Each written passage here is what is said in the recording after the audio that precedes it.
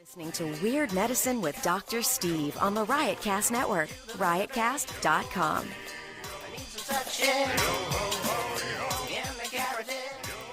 Weird Medicine contains mature content and may be offensive to some listeners.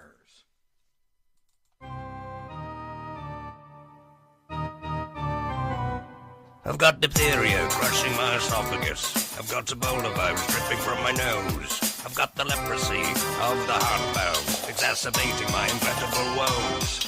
I want to take my brain out and blast it with the wave, an ultrasonic echographic and a pulsating shave. I want a magic pill for all my ailments, the health equivalent of Citizen Kane. And if I don't get it now in the tablet, I think I'm doomed and I'll have to go insane. I want a requiem for my disease, so I'm paging Dr. Steve. Dr. Steve! Take a scalpel to the vertebrae. I need some suction in the carotid. I'll bring the crash car and do the kung fu with the shot pack. From Nashville, Tennessee, the center of tranquility and consanguinity. That means incest, P.A. John. It's Weird Medicine, the first and still only uncensored medical show in the history of radio, now a podcast. I'm Dr. Steve with my little pal, P.A. John. Hello, John. Like I didn't know what you was talking about. You know what I'm talking about. Also have with me in the studio, G-Vac, the man with titanium turds. Good evening, everybody. Boy, it seems like everybody's levels are way off today. Let me play with that a little bit. And double vasectomy Todd, also known as Addictomy Todd, a.k.a. Fecalicious, the man with multiple penis tattoos on his arm. Hey, Steve. Hey, this is a show for people who had never listened to a medical show on the radio or the internet. If you have a question you're embarrassed to take to your regular medical provider, or if you just can't find an answer anywhere else, give us a call at 347-766-4323. That's 347 Poohhead. If you're listening to us live, the number is 754-227-3647. That's 754 22 penis. or 754 Bare Nip. And that's B-A-R-E, not B-E-A-R, like some dope tried the other day. I can't get through. Or follow our Twitter feed at Weird Medicine. Visit our website at weirdmedicine.com for podcasts, medical news, and stuff you can buy, or go to our new merchandise store at riotcast.com and click merchandise. Or if you want something a little less pricey, just go to cafepress.com/weirdmedicine. We don't make anything off of that, but it's stuff's less expensive.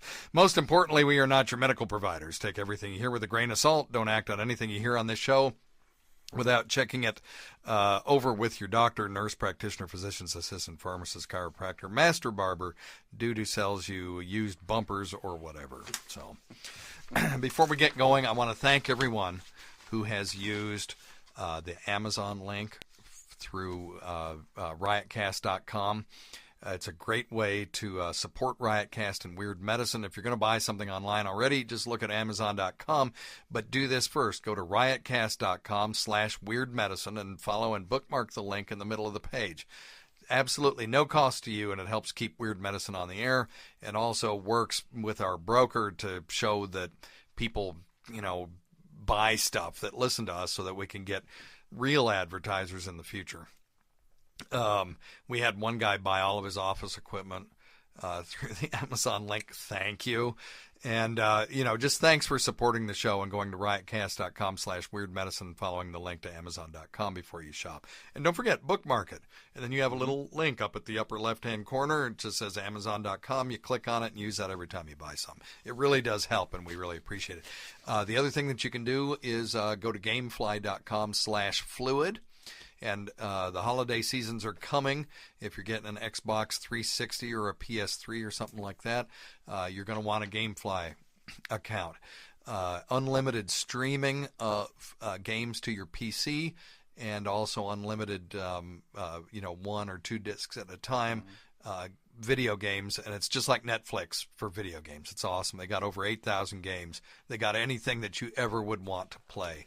It's really a cool service. So go to gamefly.com/fluid or go to riotcast.com/weirdmedicine and follow the link. All right, that's it. I got a complaint from some dude said, "Dude, you were 11 minutes in before you started answering calls. I can't take all the ads." And it was we had the ad for Bob Kelly's book Cheat, which, by the way, you should go out and buy using the Amazon link. And then we had the Gamefly and the Amazon thing, and then we were talking about Jim Florentine's show, I think. But, we were just talking about the show. I don't see that as being an ad. I mean, it's just us talking about stuff. And then something else, I can't remember what it was, and by the time we were done, we were 11 minutes in, and we hadn't done anything. So he said he just fast-forwarded, which, of course, is your right as a podcast listener. So, anyway. I do want you guys to try something, if you don't mind. I have a theory about how iTunes rankings work, because if you remember when we first started doing this show, we were number one in new and noteworthy, even beating Jay Moore from time to time. Right. Week after week after week. It went on, I clocked it. It was right at 8 weeks, and then boom, we fell off. So I think when you have a new podcast, you're only eligible for new and noteworthy for the first 8 weeks. Okay. And somebody on one of the forums said if you didn't, then it'd always be Adam Carolla and Jay Moore and Joe Rogan in the top 3 all the time. So that's why they do it that way. And I think that's fine. But our ranking, when we were hitting new and noteworthy all the time, we were ranking right around number 40 in comedy. And now we're right around where we should be, which is above 200. So we're in the top 200. But we're, hovering between 140 and 205, something like that. And so sometimes we totally fall off the top 200, but I'm not worried about that. I'm worried about the people who listen to us being happy with our podcast. But there is something I want to try, because I have heard that just hitting the subscribe button, doesn't matter if you're already subscribed or not, just the process of clicking the subscribe button is registered at iTunes, and that's one of the major factors that they use for rankings. So this is what I would like to do. This show is going to appear on, what would next Tuesday be, GVAC? You've got the calendar. Yes. Hang on one second. Let me pop that calendar up for you. Let's look real quick. 5th. The 5th? Is that right? No. Today's the 1st. I think it would be the 6th. 6th. Yes, it will be the 6th. Okay, so we're recording this on the 1st, and that's the 6th. So the vast majority of people download the show in the first day. So we'll get, X number of downloads first day, and then we'll get kind of a rolling number after that. But we get a big peak the first day. So this is what I would like you to do. If you're listening to this within 3 days of the 6th, and you can do this any other time if you want, but go to iTunes, and if you don't have an iTunes account and you have the time, just download the thing for your desktop and find Weird Medicine and click that subscribe button about 100 times. I just want to see what happens. All right. Sure, okay? yeah. I'm down. Because I've been on there where I've clicked it 100 times because I've heard that people don't rely on iTunes rankings because they're very manipulatable. And one of the things that will happen is the creators of the show, there'll be 3 or 4 of them, they'll sit there at home and click their thing about 100 times. And it keeps their iTunes rankings up. So we have very respectable download numbers. And what's funny is when our downloads go up, our iTunes ranking either doesn't go up or it goes down. And then it's 3 or 4 days later, it goes up again. So I want to see how, now that we have sort of matured our audience and it's leveled off, we've got pretty much the same, unless we kill somebody on the show or do something outrageous where we get a whole bunch of people listening all at once, we won't have that again like we did the first few weeks of the show. Is that like a teaser for next week? It'd be awesome, wouldn't it? You're on the list, my brother. But so I would just like to see if we get a big spike. Then I can tease out that one variable, which is pressing the subscription button. And I'm just a science-oriented person. I'm just interested in how they do it because Apple will not tell you. Right. But if you guys would do that, and it would really be cool, and I'll report back if it had any impact on our downloads at all.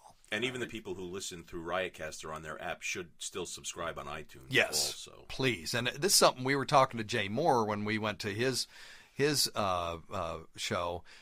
And afterward, he kind of whispered to me, just tell people to hit subscribe Yeah. on iTunes. That's all you got to do. So I want to see if he's right. Okay. So we'll see, by God, Jay Morse. All right. Mm-hmm. Heard an interesting thing about the, and y'all might already know this, the phones, the iPhones that have the people that will talk back to you. The Siri? Yeah, whatever that is. The people that will talk back to it's you. got a name of voice command. Siri. Okay. It's Siri. Okay. Yeah. Well, apparently it curses. Oh, I haven't heard that. Yeah. Okay. Any of you guys have an iPhone 5? I don't have an iPhone. We are so rural. Nobody in this room has an iPhone 5. How sad Everyone's is that? Android, Hey, it's a new generation. My assistant actually told me. She was trying to get the thing to do something, and she was getting upset. She wasn't cursing. Yeah. But she was trying to get it to do something, yeah. And she kept telling it, and then her son grabbed the phone and said it, except a little bit louder and a little more stern into the thing, and it's like it said, "Fuck, what are you?" A new voice. Really? That's what she said, and she said that she wouldn't have believed it, and she's glad that somebody else was there to see it. Okay, we got to get one in here. I want to see this because it types it out. I find it hard to believe because my kids. We talked about this on the show once. My kids had this little caterpillar that made sounds. Yeah. And if you push the S, it would go sa, and if you push the F, it would go fa. But if you push the F, and then if you push K, it would go ka. But if you push the F to try to make it say fuck, it would go fa, and then you'd push the K and it'd go tee, like that. Tickles. No kidding. Yeah, so if that stupid caterpillar thing knew not to say fuck, I can't imagine that Siri says fuck. But you know how, like, when you do voice to text on your Android, or if you're even, when you do learn my words, you can say allow cursing or not. Usually there's a setting in it. So maybe Siri has the same thing, and she just doesn't know there's a setting, and somebody typed fuck in there or said it once before. Yeah. That was interesting. Learned it. That is cool. Possible. By the way, today is exactly to the day, 2 years ago today, I moved to Tennessee, and I cannot believe it. Oh, is that right? Wow, it's been 2 years? November 1st. Wow. And you started doing the show with us soon thereafter, too. Pretty much. Yeah. Oh, there's Ashley, the girl whose name is Ashley. Hello, Ashley. I got to turn your mic on. I cannot believe she how just fast walked it went, in. honest to God. Wow. Yeah. That's cool, man. That long. Yeah, it is. You're almost a Tennessean. I wonder when I'm going to lose the Jersey accent and pick up the Southern one. Never. Never happen. Probably not. We got a new Trevor W. thing, and lest I get another tweet from somebody saying it was 11 minutes before you did anything. Well, actually, it's been, we're 12 minutes and 49 seconds. I want to play the new Trevor W. thing. Now, apparently the setup for this is, it's just called Dr. Steve the Butcher. So apparently this is me doing office surgery, so we'll see. Oh.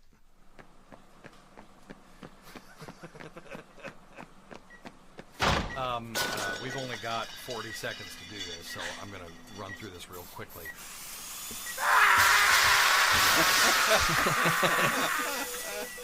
This is some barbaric shit, but it's about the only thing you can do. You don't have to scream. It's okay.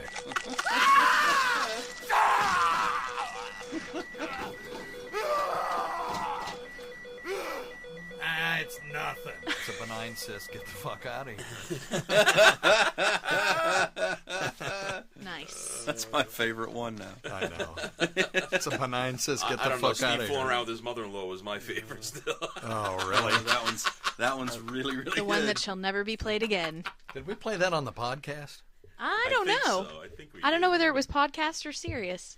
All right. Played it or not, it's gold. Play it again. Play it. I'm playing it. Yeah. Hello, Joe. How are you? Just fine. I did get my ass crack waxed. God, I love it. People lick other people's asses all the time. There are people who really enjoy that. Yeah. Look, if we're going to have sex, I need to tell you I've got herpes. Well, You don't have to scream. It's okay. well, I don't know. Laying down on her back with her legs spread, okay? And so there's rectum. Hey, you like boobs. Big, monstrous, hanging, blobby dick. Oh, I'd love to have it. You tighten it.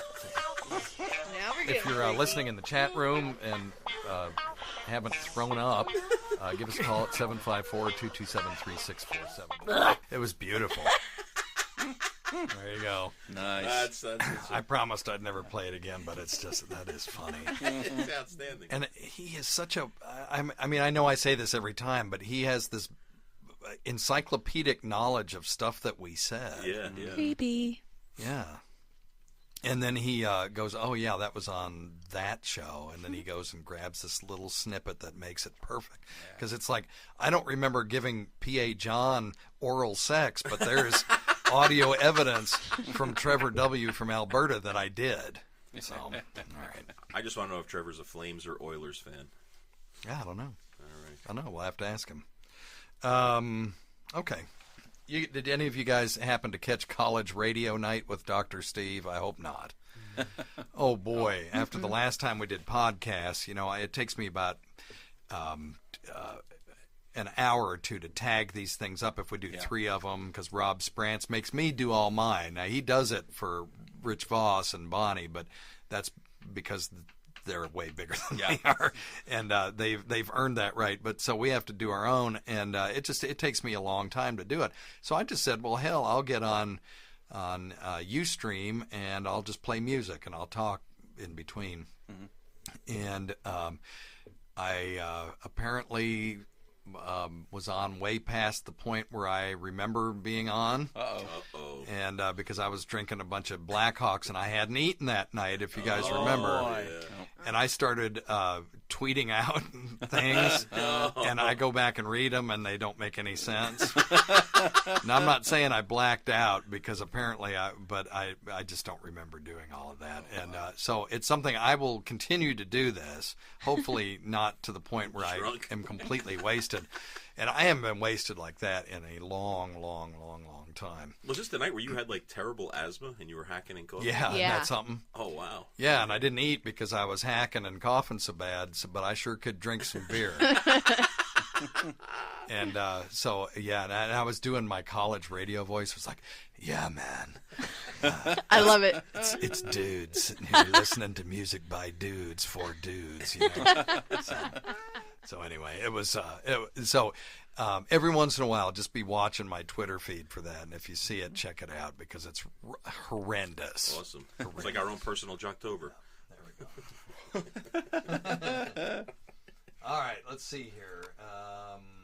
First off, Number one thing, don't take advice from some asshole on the radio. okay, we've got a call from Martin from England, and I have not previewed this. He sent it on MP3. And by the way, if you're listening internationally and you feel like you can't call in because Google Voice doesn't accept international calls or whatever, record it on your computer and just email it to us as an MP3 file. It works. And I think it works. Let's try it and see. Hey, Dr. Steve. This is Martin from England, and I just got a weird question for you. My girlfriend has been wanting to use the popping candy during oral sex on me, and I'm just wondering, what are the dangers of it? I mean, obviously, I'm not worried about my cock exploding or anything like that, but is there a potential for yeast infections or anything like that? Yeah, I just want to say also that I love the show. I hope you guys can carry on for a lot longer, and yeah, keep up the good work. Thanks. All right. Cool, Martin. Thank you. So he's talking about Pop Rocks, I believe. Now, Pop Rocks are these little solid candies that have carbon dioxide embedded in them. And when you put them in your mouth, they kind of pop around. And I don't see a problem with it. Yeah, Ashley's got her hand up. Well, they actually, at the sex store, they sell Pop Rocks, and they call them BJ Blast. Oh, really? Yeah. So okay. Can I don't. You stop doing that with your hands? Sorry. Thank you. I'm sorry. Okay, Nervous. that's okay. Yeah. But it's called BJ Blast, and it is exactly the same thing as Pop Rocks, because I tried it, and well, you can ask Todd about it. Okay, talk, Todd. Todd, talk. Hey, it was awesome. Best blowjob ever, right, Todd? Well, up to that point, yeah, but you've topped it. So. Yeah, I top it every day, baby.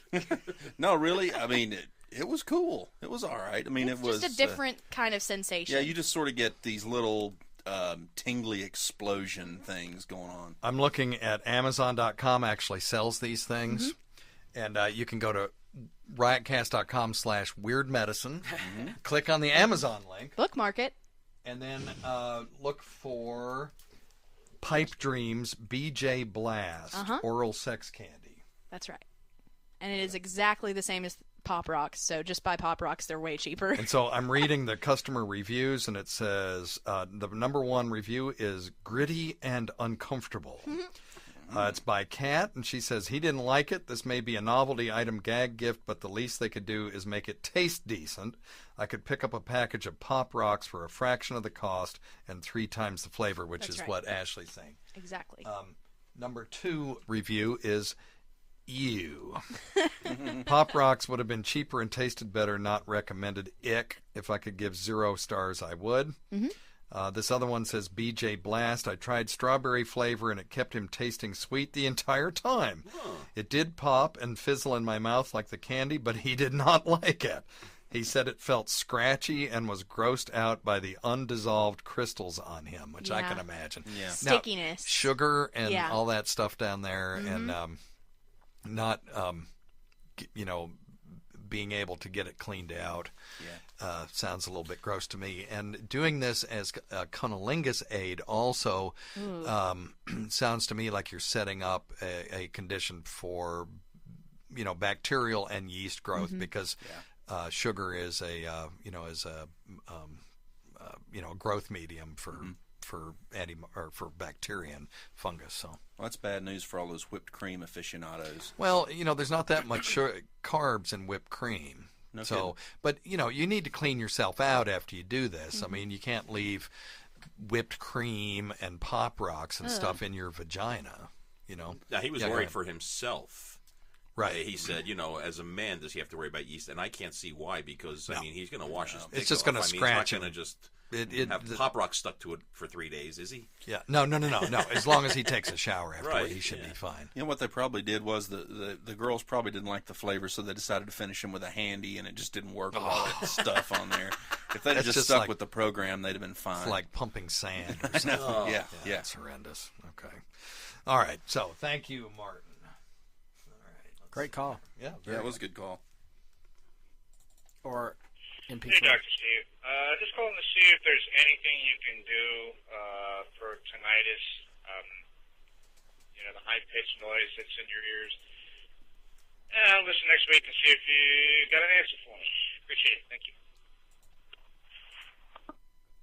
Okay, so he's talking about tinnitus or tinnitus, which is basically ringing in the ear. And by the way, if you have a Windows 7 box and you're trying to do audio on it, that's tinnitus. You hear that? Yeah, I do. Yeah. That's why I have to turn it down between calls. I'm just using this $1,500 box as a sound source, and listen to that shit. But if you want to know what tinnitus sounds like, that's it. Okay? Yes. So anyway... can be caused by loud noises affecting the little sensors inside the inner ear. It can be caused by infections and swelling of nerve tissue. There's all kinds of different things that can cause it. And sometimes we never know what it is. It's idiopathic, meaning there's no known cause. So what can be done about it? Well, it's tricky because there are devices that you can wear on the outside that are white noise boxes that basically give you a sound like a fan going off all the time. And that will help mask it. I've had people, and the brain is a weird thing. If the tinnitus is right at the right level, people will the brain will interpret those signals as actual sounds. And I had one little old lady once that heard 40s swing music in her ear all the time. Wow. And it just constant, just going on and on and on. And she didn't hate it, but it was just weird because it sounded like it was coming from outside. And so the person to see for tinnitus is an ear, nose, and throat doctor, or an audiologist. But I'd start with the ENT guy, see if there's something reversible that you can find. And if there is something reversible, then, if they reverse it, maybe it'll go away. Now, just so you know, if you're on aspirin can cause tinnitus by itself. So there are certain medications that can cause a ringing in the ears. And the first thing the doctor's going to do is look at your medicine list and make sure you're not on something that could be causing that. Okay? So, all right. Hi, Dr. Steve. My name is Nick, and I had a question about, I did some Googling about male breast reduction, and I found this website that's offering this pill called Genexin, Gynexin. I see a lot of reviews that are saying it's good, but I'm suspicious that it's just the company putting out those reviews themselves. It's not a prescription. It looks like to be some natural supplement, and it looks like it's going to cost around $70 a month. But if it works, obviously it's a lot cheaper than surgery, which I can't afford right now. So hopefully you can look into this and let me know. Okay, so he's calling about gynecomastia. This guy has man boobs, and that can be caused by a lot of things, including chronic marijuana use. But there are medications that can cause it, and including Tagamet or cimetidine, which is an over-the-counter, stomach remedy, and some other things like that. So, your doctor will look and see if there again is a cause for it, something they can identify. Sometimes it's just genetic, and some people just need to lose weight too. And when they do lose weight, though, sometimes the breast tissue doesn't go away. So there's this medication that he found on the internet called Genexia, and he's wondering if it works. Well, I looked it up, and it has tea tree oil and chromium in it. And here's the thing. Maybe that's the greatest thing in the world for gynecomastia. Maybe it works 90% of the time. The problem is there are no double-blind, placebo-controlled studies anywhere in the medical literature saying that tea tree oil plus chromium and whatever else they put in there. Sometimes they'll have proprietary blends, and they don't say exactly what's in these things.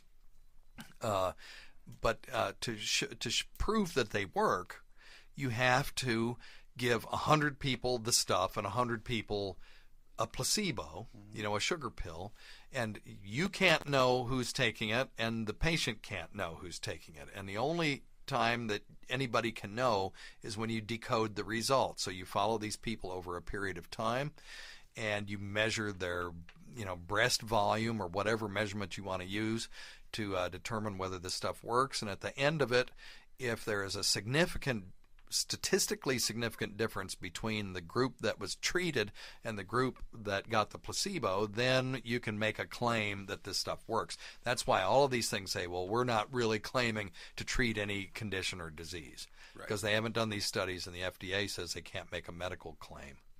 But, they come as close as you can come to claiming stuff without actually claiming things. Yeah. So I'm not saying it works or it doesn't work. What I'm saying is I could not find a single double-blind, placebo-controlled study in the literature that says that it does work. So until I see that, I can't make a recommendation on it. Yeah, Ash. You said smoking weed makes men grow boobs. Yes. Does it enlarge tits on girls? Not that I'm aware of, really? But that's a great question. Yeah, I wonder why it would want it, not the other. Well, it takes. First off, it doesn't give men double D knockers. Right. It just enlarges their breast tissue. So, right. If it does increase female breast size, it may be unmeasurable. So it's not even a full cup, something like that. Hell, I don't know. I'll look it up. Bring it up next time, and I'll look it up in the meantime. Another question. Yep. Completely random, just whenever you get a chance. Oh, you brought it up, so okay. now's the time. Well, it has to do with fire in space. Okay. Okay, so you know how stars, well, I'm guessing stars are big balls of gas that are on fire. Is that correct? Am I wrong? That is incorrect. Okay. They are please explain. Well, okay, but what was your question about it? Well, my question if there's no oxygen in space, how does flame happen? Yes. Okay. Thank you. Very good. Okay, there's two flames in space that you've seen. One are stars, and the other are rockets zipping around in space. Now, when you have a rocket in space, the only way that you can have a flame is if there is an oxidizer that goes along with the rocket fuel. So you'll have liquid oxygen and kerosene. That's a good rocket fuel. There are other things that you can have. But in all of those cases, for it to make a flame, there will be oxidation, and you have to supply the oxygen to make a flame in space. Now, there's another kind of engine that you can create in space, which is an ion drive, where you make a difference in potential, a positive grid and a negative grid, and then you shoot charged particles through that, and it looks like a flame, but it's really not. It's just because it's a plasma. It's the ions get such a high energy that they start to glow. Okay. As electrons move up and down, and the energy states of these things start to give off photons as they give off energy. Now, that's the same principle kind of in stars, because stars are not burning. Now, there was a time when scientists thought that the sun was a giant burning thing. And when they calculated they knew what the mass of the sun was and the size, and they calculated if it was burning through oxidation, that it would burn out in about 50 years. Okay? So if they figured that out 49 years ago. No! So they figured out, they knew at the time that something was wrong. There was science there that they didn't understand. And so what's going on in stars is nuclear fusion. So the simplest form of that is you take two hydrogen atoms and you put them under extreme pressure of gravity, and that creates heat. And when you get the pressure high enough, now two hydrogen atoms can fuse together, and when they do, the energy level of helium, which is the resulting atom, is less than the energy of two hydrogen atoms. And so when those two things fuse, they will give off energy, and it's a very small amount of energy, but it meets the criteria of E equals mc squared. So it's a very small mass. The mass of a helium atom is smaller than that of two hydrogen atoms. Okay, right. So if E equals mc squared, then the energy is going to be less, so it will give off energy. Okay. And when it does, it may be a very small amount, but when you're talking about unthinkable numbers of hydrogen atoms, then you end up with a giant ball of plasma, okay, that is glowing and is our sun. Or others. Every star in the sky is fueled this way. Right. Now, later on, you can fuse helium into carbon, and you can fuse carbon into iron, but when you fuse to iron, then it stops. Yeah. And that's when the core will collapse, and if the star is large enough, as the core collapses, it will eventually stop collapsing, and the rebound of the core stopping collapsing is what causes a supernova, because you get a shock wave that travels out of the star. Now, the interesting thing is that a photon that's given off inside the star today, okay, because of fusion, may take thousands and thousands of years to work its way out and then hit the Earth. Man. So, pretty cool. That's how fucking huge the sun is. Yeah. I mean, it takes light 8 minutes to go from the sun to us, okay? So if the sun exploded, which it never will, by the way, but if it exploded now, you wouldn't know it for 8 minutes. But so it's 8 light minutes away, and yet it's still an appreciable size in the sky. Yeah. That's just how unbelievably huge it is. Yeah. So anyway. Oh, sorry. The energy from the plasma.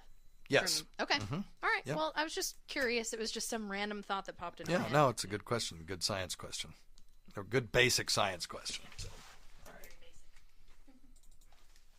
Hey, Dr. Steve. This is David Middle River.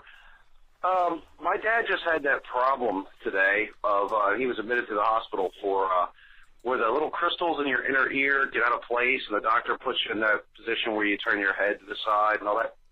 Now, last time I heard you talk about it, it had to do with a car accident and somebody's head getting jostled. Well, he hasn't been hit in the head by anything, no injuries, not anything other than he walked into a door, but it didn't leave a mark or anything.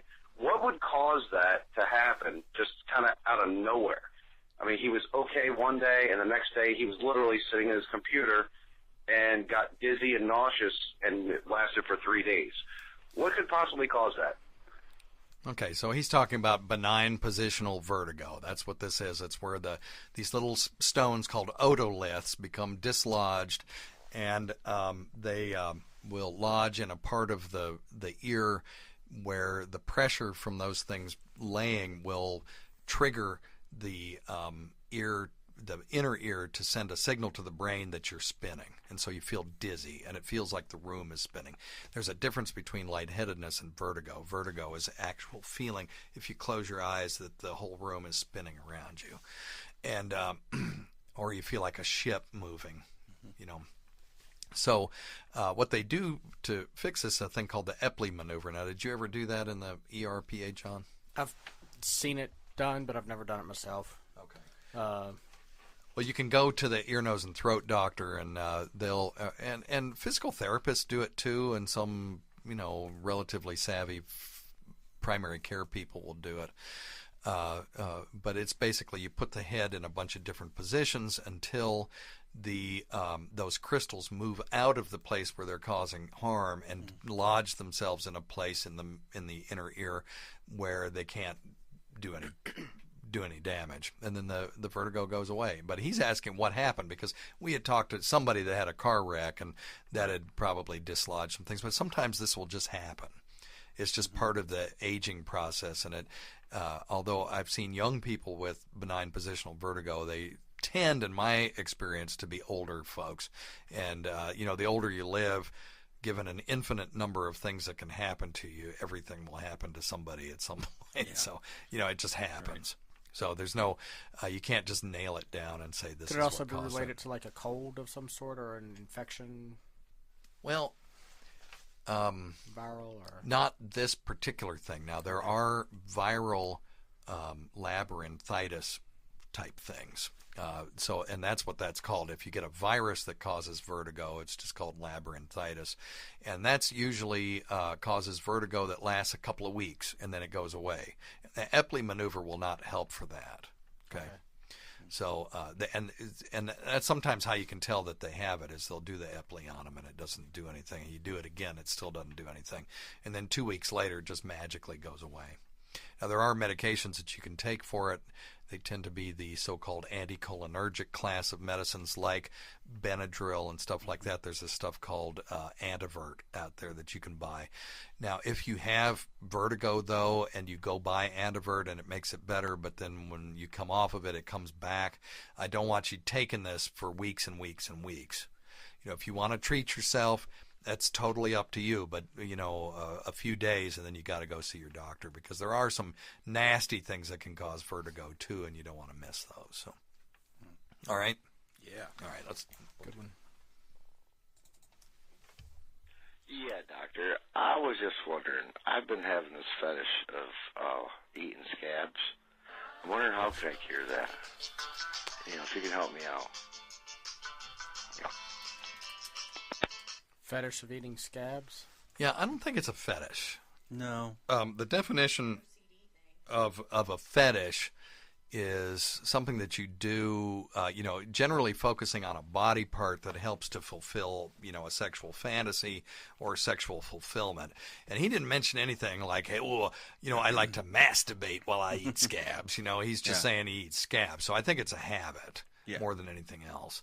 And the best people to help stop a habit is a cognitive therapist. And cognitive therapists are PhDs and sometimes licensed, clinical social workers who are trained in the field of cognitive therapy, and it is a therapy that changes behaviors.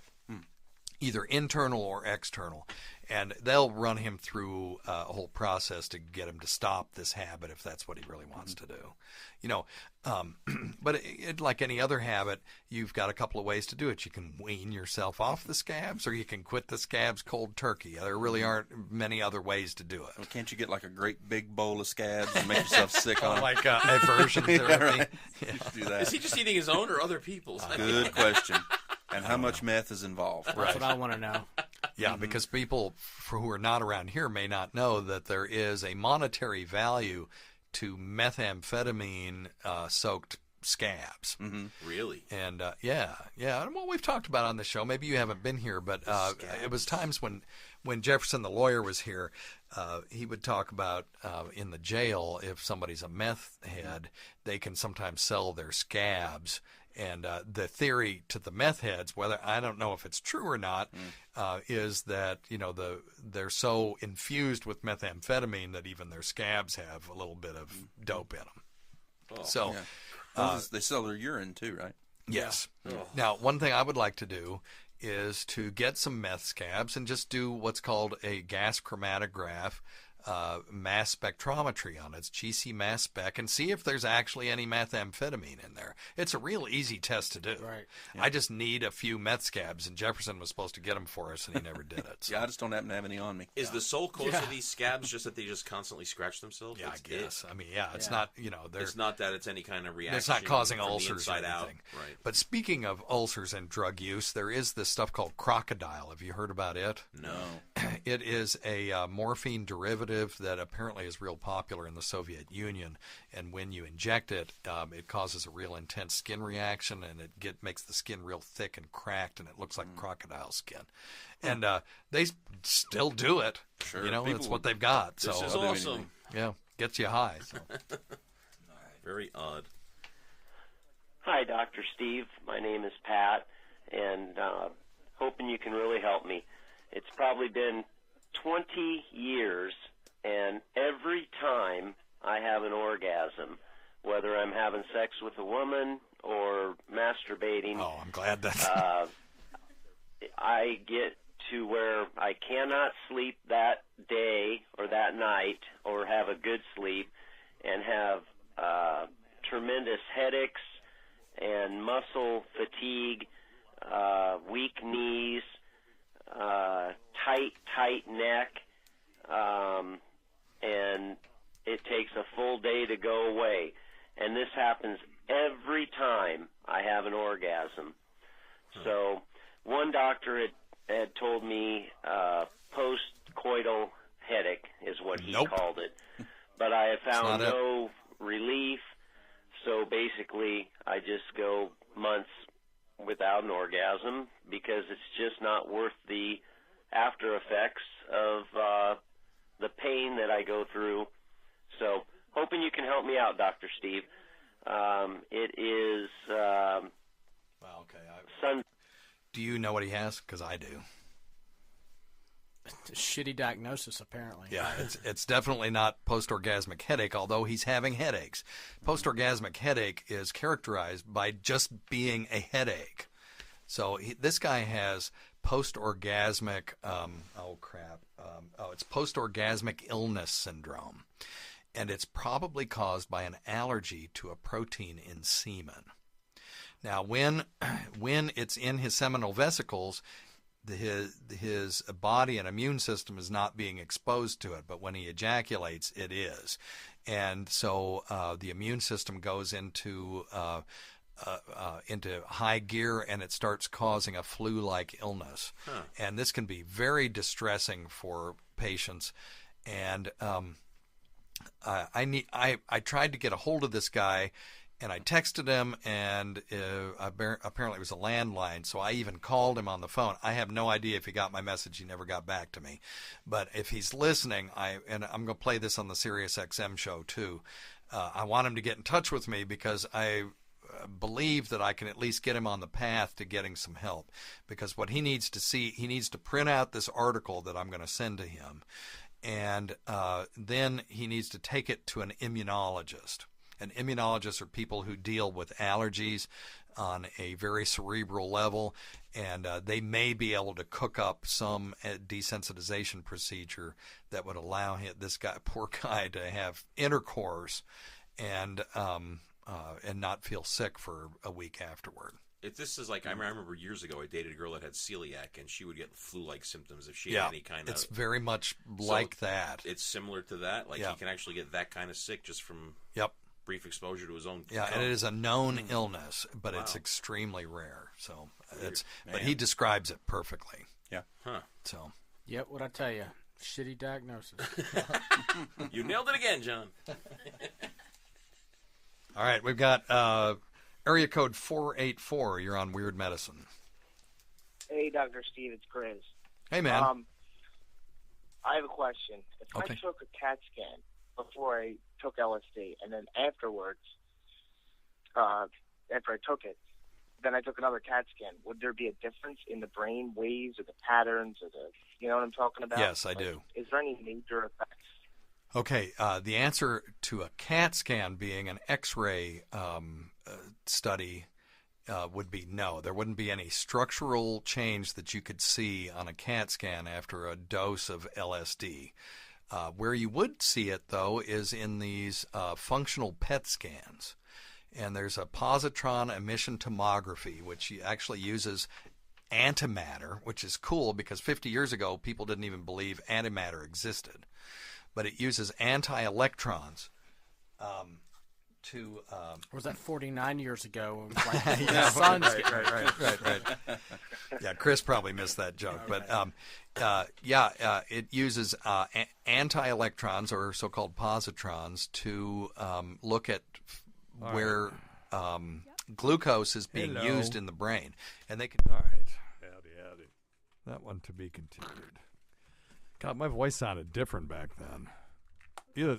I've always noticed that, but... Huh? You're so sore from the gym. Nice.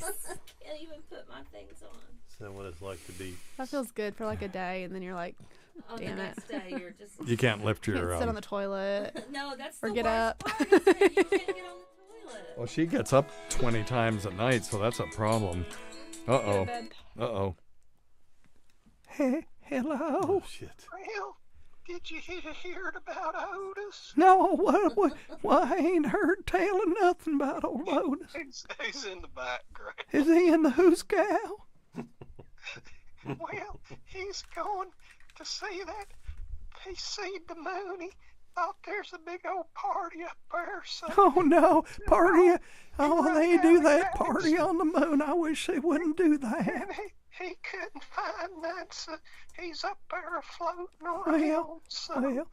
Well, why don't you call back on this party line? In about 5 minutes, we'll put you on the radio, don't you know? Well, you gonna be on that radio? Yeah, in about 5 minutes. I'll give you a call. All right, well, call me back. Hey, let me ask you something. Okay, well, you're... Okay, do I need to turn the broadcast off? It's a doc. No, I'll ask you. I'll call you when you're done. It's no big deal. All right, well, call on the show if it's a doctor thing. Shit, dude, that's what we do. You know where I had that cover? Got like this skin rash on my chest. Well, you ought to call in. Is that normal? You know, I've gotten it. It looks like one of those heat rashes. Yeah. And I've had it occasionally, but hell, this damn Dr. Sumter gave me like this steroid. It's syphilis. Don't worry about it. I was going to say it's probably herpes. Yeah, that's what I thought is syphilis. Yeah. Herpes. Sliphilis. It'll eventually Did he say sliphilis? Sliphilis. Call back in. I'll pick up your call. I'll pick up your call if you call me back in the next 10 minutes. We'll be on the air.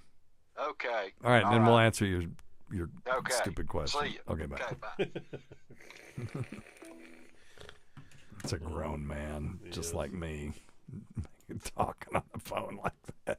Yep. This thing on? No. Okay. Oh. Sorry. Damn it. Oh, okay. All right, are we ready? We ready? Oh, no, I'm ready. All right, Dr. Scott, you in the... I'm on chat room. I'm on a chat room. I'm looking forward to Dave's. I mean, Otis's sliftless question. Yeah. Well, oh, he's a good one, I'll tell you that. He surely is. He's only Is this live? Well, it is now. Will be. He's only 3 foot tall. Why? Just because I said that? He's got a clubbed foot. But he's a good one. He surely is. Every day for 15 years. He calls me every day we do that. And now even more, right? I think he's got that small penis syndrome. Oh yeah, I'll hear it. I'll hear it. Yeah, exactly. Yeah. You might get another job. Well, Myrtle lives in my head, but I got another person living in my head now too. Who's that? Cletus, and he calls Cardiff Electric's show all the time, and he had the covert. And he one show, all he did was call in. He told a joke and started coughing, and then the next call was just nothing but coughing. It started with coughing, it ended with coughing. It's actually pretty funny. I might have to play that on the show sometime. Well, Mr. Carter, anyway. All right. He lives in my head too, though, but they're basically the same person. Dang it. Oh. You all right? We'll give you a second. Got a little choked. Oh, I hate that. The tickle. Yeah. It's vocal cord dysfunction. Got it. All right? Got it. We good? Do it. Yes. Okay, let's do it. Here we go. I think.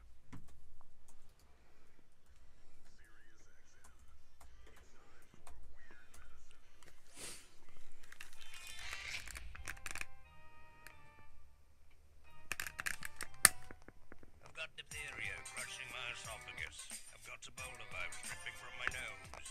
I've got the leprosy of the heart valve, exacerbating my inevitable woes. I want to take my brain out, blast it with the wave, an ultrasonic, echographic, and a pulsating shave. I want a magic pill for all my ailments, the health equivalent to Citizen Kane. And if I don't get it now in a tablet, I think I'm doomed.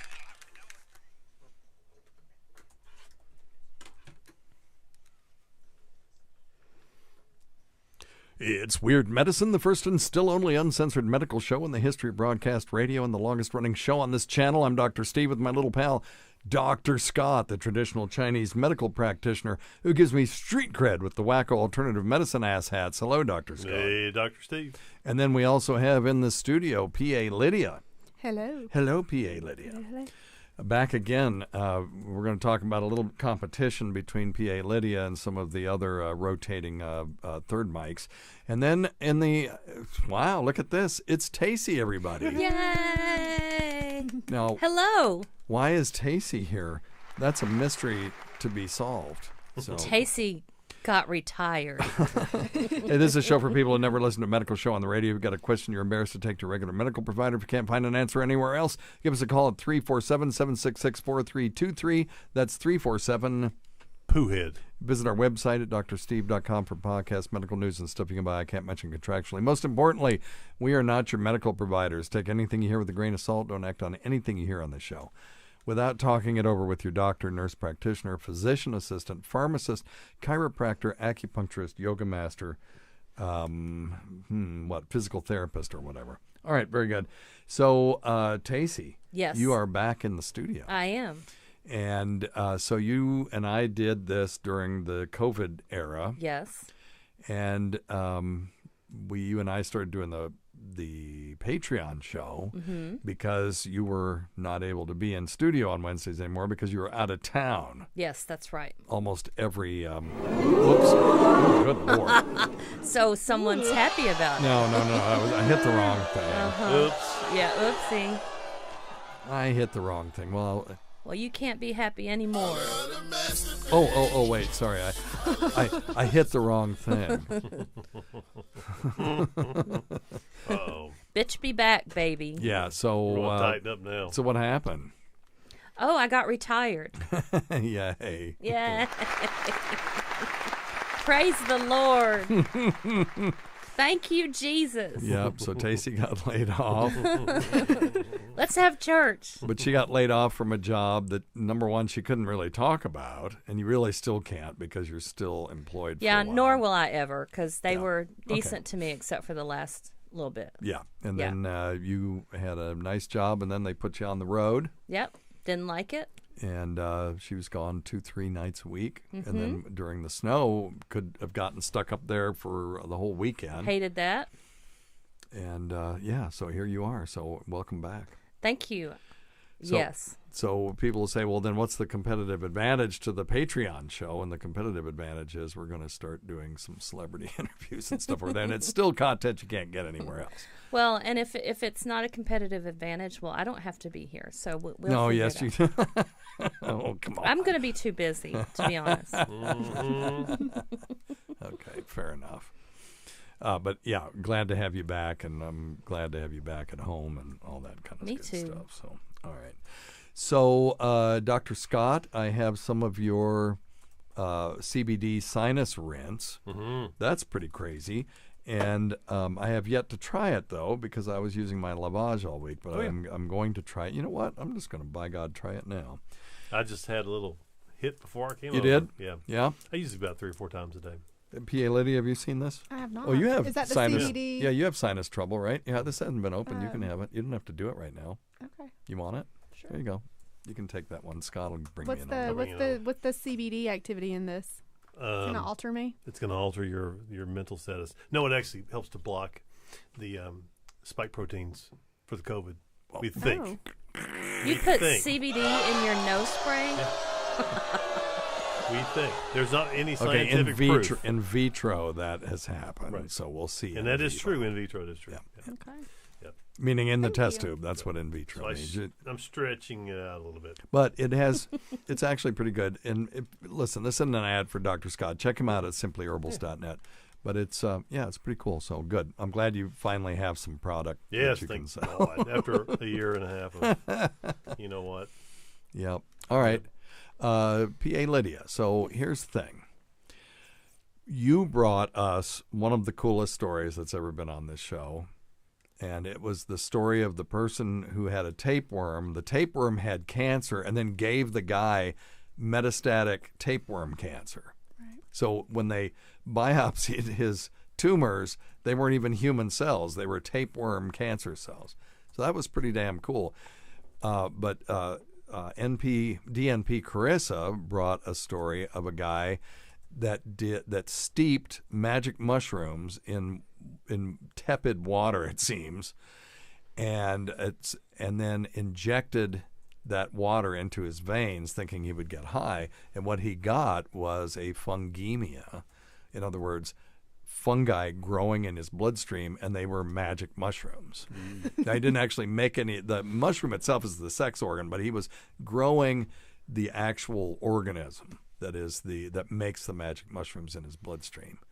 It's wonderful. And then last week, NP Mel B did the Navage live on the air, and she has a phobia about putting stuff up her nose, which is, of course, why we wanted her to do it. And she did a great job, and she really liked it, and she's been using it ever since. I watched that. I was did really you? impressed. Yeah, I did. I watched it at work, and I started gagging after you guys put the I didn't even know thing about up to the that. camera. Oh, yeah, I held At the that snot. At that point, It's awesome. I It did collects gag, it collects That was great.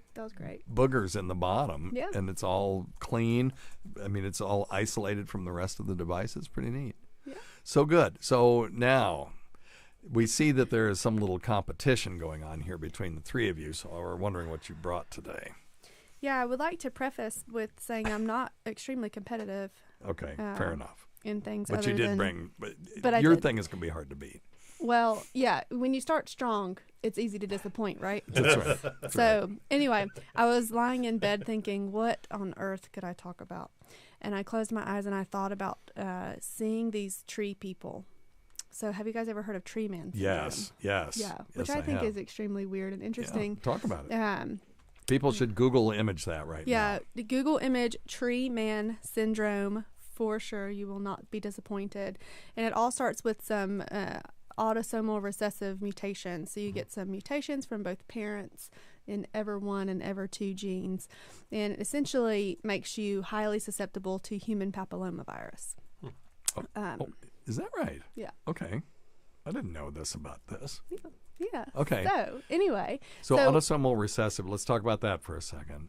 So you have to have 2 genes, the 2 of the bad genes. So if you have a mother and a father, and let's just call big T, little t. And the little t is the recessive gene that we're worried about. And they both have big T, little t. You can make a 2x2 box. And hell, I'm going to need paper to do this. Give me a 25%. All right. let me. What this? Can I have that paper, Scott? That already has of the. Course, yeah, we were. Yeah, sorry, you're not looking at me. That's all right. No, I'm okay. talking to my friends. So you make this box, and it's a 2x2 box, and you put a big. Let me do this here. You put the big T here on one of the on the top across. A big T on one box and a little t on the box across the top, and a big T and a little t going down the left side. So each side of a box has a number on, or has a letter on it. So one of their kids, if they all just, there was no randomness to this, that this would just be that they would just have these kids. One of the kids would be big T, so they could not pass along the tree man syndrome to their kids. Then you will have 2 kids that are big T, little t, so they will have the trait, and could pass it along to their kids, but they won't have the syndrome. And then, just as P.A. Lydia said, one of their kids, one of the 4, will have tree man syndrome. And we're getting a call from a very important person here. Hang on a second. Hello.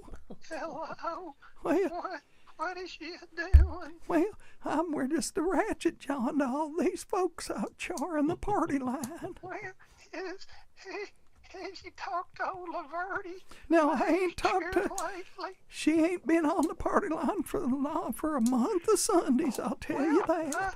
I heard she went to that party on the moon and she ran off with one of them highfalutin fellers. One of them city-fied fellers. All right. There's just so much our listeners will tolerate of that bullshit. Agreed. I'll holler at you when you're No. What do you had a medical question. What is it? Yeah. Okay. I was just going to ask you about this rash to get on my chest. Okay, tell us about it. Okay. It's on the lower left side of my chest, and I get it sometimes when I have a heat rash. Like mowing the yard or something. Then it goes away. I can put some cortisone on it or something. But I got COVID back at the end of December, and I've gotten over it. But the rash has come back, but it won't go away. Interesting. And it's just like red spots. It almost kind of looks like chicken pox. And my doctor looked at it, and he thought it would go away, and he gave me some steroid cream, but that doesn't really seem to help it much, and I've been doing that for about a week. Wait, it looks like chicken pox, so it looks like little papules, we would call them. Yes, and it doesn't itch or burn or anything. Doesn't itch or burn, okay. Less likely to be herpes then. Okay. Because you can get herpes anywhere. Yeah, what are we going to say, It sounds like a little virus thing, right? It sounds a bit viral. Yeah, well, that's interesting, but he says he's had it for years, though, too, so... HPV. Yeah. Yeah, oh, yeah, okay, fair enough. Could be.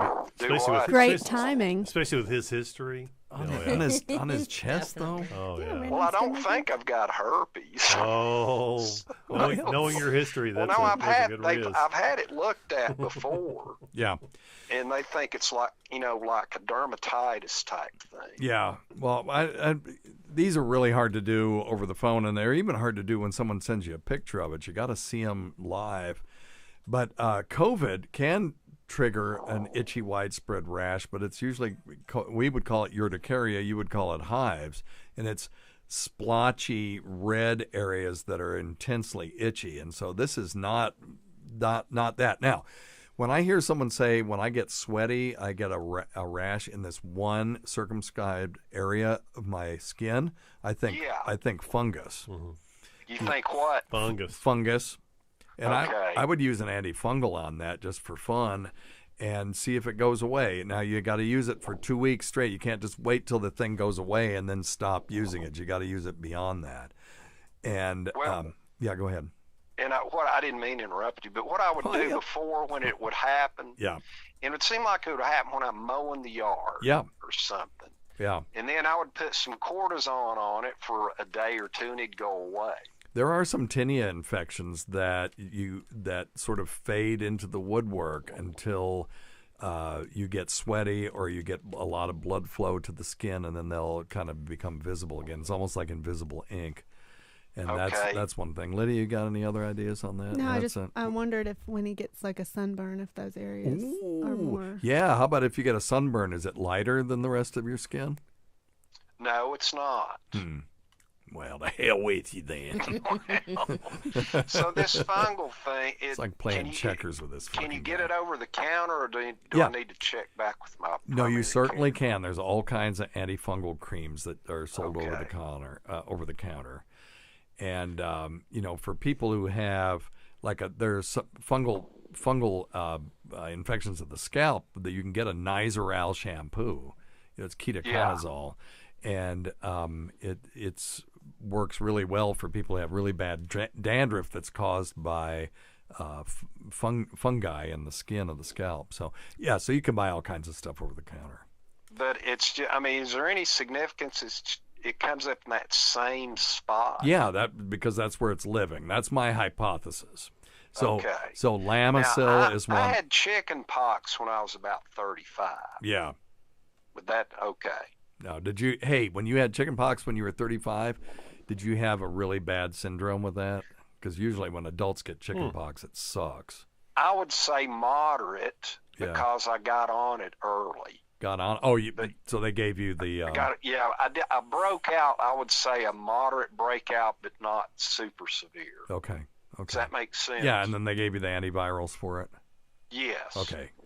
All right. Well, I don't think that has anything to do with this, but I would like to see it. Now, if it turns into blisters and ulcerates and then heals and then goes away and then comes back, it may be a herpes virus. Shingles and chickenpox are herpes viruses. Okay. But then it seems like, and I'll tell you this and I'll let you go. I know you're busy. It seems like when I get up in the morning, it looks a lot better. Yeah. But as the day goes on, it looks worse. Yeah. Yeah, that all kind of fits my hypothesis, I think. So get some Lamisil. Talk to your primary care. But this is stuff I can recommend, things that you get over the counter. Get some Lamisil, put it on for 2 weeks. And then if it doesn't go away, see your primary. And if he needs to send you to a dermatologist, the dermatologist absolutely can figure it out. Okay, because when I went to see my primary care the last week, of course, I go early in the morning. Yeah. And it almost looked like it had cleared up. Yeah. But, by about this time of the day, it gets red again. It's not super bad, but it's more annoying than anything. Gotcha. Yeah. Yep. Okay. All right. Well, all right. Thanks. That's all I know. I'll tell you that. Go see Doc Carson. He'll put some liniment on it. I like your show. All right. I'll see you later. All right. Bye. Jesus. Maniac. Every day for 15 years. I hear that. That's true. Hey, all right. Hey, can I say something? I was doing this thing. So let me just. Go ahead. So PA Lydia, exactly right. Give yourself a bill. Is that they would have one kid out of 4, or 25% on average, would have this tree man syndrome. And the only reason that I go through that is just to derive it for the listeners so that they understand. We're just throwing out a number at random, but there's a reason for it. But anyway. Yeah. Cool. So it's super rare. I think only 200 cases have ever been identified since 1922. Wow. But it's part of so that mutation that you just described would give someone EV, or epidermodysplasia verruciformis, which is a less it's a syndrome that can manifest the HPV lesions more as like warts or diffuse warts or skin lesions. But how do you treat it? So specifically, you would have to remove the lesions. They're So chronic, just scrape them off. Yeah, or so go those are just deeper with really skin warts grafts. when someone has that tree thing. I mean, basically. Yeah, they're warts. So when they develop the tree man syndrome, they get these bark-like projections that grow and are completely debilitating. Some grow from the face, but a lot of times you see them on the hands. Yeah. And so they have to go in and surgically remove them and do skin grafts, and they continuously grow back because once you get exposed to HPV, typically, at least with this genetic mutation, you do not clear it. Yeah. God, I wish I had an I Am Groot drop on my soundboard right now. Oh, yeah, because it looks like Groot. Yeah, it does. Yeah. It's amazing. Anyway. Well, yeah, boy, I learned something today. Okay. All right, you're still in contention there. That was a good one. Did you bring anything else with us today? Well, it was just we have a million calls, but if you have something. Let's do calls. That's good. Okay. Yeah. You sure? Yeah, I'm kind of a nerd. I was going to segue into virals and using viruses to, like, injecting viruses into tumors nowadays. Yeah, no. We've talked about that on this show. Yeah. Matter of fact, you can go to drsteve.com and click on non-pseudoscience cancer cures, and I talk about that. So let's talk about it. Let's talk about multiple myeloma. Are you familiar with that one? Yeah, okay. Not. Well, I mean, I know you have the cancer, but not with a viral treatment. Okay, so what they did was they took measles vaccine. So apparently the measles virus is very, what we say, trophic, and it loves to live in myeloma cells. So they gave this person 6 million doses of measles vaccine, and the measles vaccine was genetically altered not to change the activity of the virus that they were injecting, but merely to have the virus have a receptor for, I think, radioactive iodine. And so what they did was they injected this person. They got pretty sick. They felt like crap. And when they gave them a dose of radioactive iodine, it lit up all of their myeloma tumors. And then within about a month, they were completely free. So it's called viral oncolytic therapy. Yeah. And anyone that has multiple myeloma, if you want to get into a trial like that, you can just go to clinicaltrials.gov and see and put in multiple myeloma and viral oncolytic therapy, and see if there's a trial close enough to you to justify going to it. Right. That's so. What did you have? Well, of course, the polio trial was one of the first ones, right, where they inject poliovirus into glioblastoma. Oh, now I haven't heard of this one. Yeah, so we're going to educate each other today. Yeah, that was one of the first viral oncolytic trials. So in people who had the polio vaccine in childhood, right, so should have some immunity to polio, they would inject the capsid or something very similar to an active polio, but of course probably it was live not attenuated. Active. Yeah, right. Directly into the tumor to elicit an immune response. Okay. Right, to get those cytotoxic T lymphocytes that which normally don't fart around in the brain too much. Right, but you can get them there. So shit. Hang on. Okay, we're good. Yeah, you can. Sorry, you can get them there. I just got a message on the computer. I thought we stopped recording. Go ahead. The immunotherapies we use that utilize cytotoxic T lymphocytes, like there's Opdivo and Yervoy, they're really notable because they have great activity in the brain. Wow. So, yeah, they'll certainly go there. We've been talking for years, from almost the first show, that cancer. You're an oncologic PA. That cancer, the days of chemotherapy, we're going to look back at this as how effing barbaric could we have been, because the answer to cancer is immunologic. Mm-hmm. It's a failure of the immune system. Would you agree? In combination with an upregulation of transcription, so an upregulation of cell division of cells that have become immortal. Right. But if the body was doing its job properly, yes, it would have noticed that and kill it before it was allowed to. You haven't probably heard me give this analogy, but my analogy for cancer is like you got a serial killer living in your cul-de-sac, and he's got people in the basement. But every day you go by and this fucking guy's out there mowing his lawn. Hey, how's it going? And going to work and all this stuff.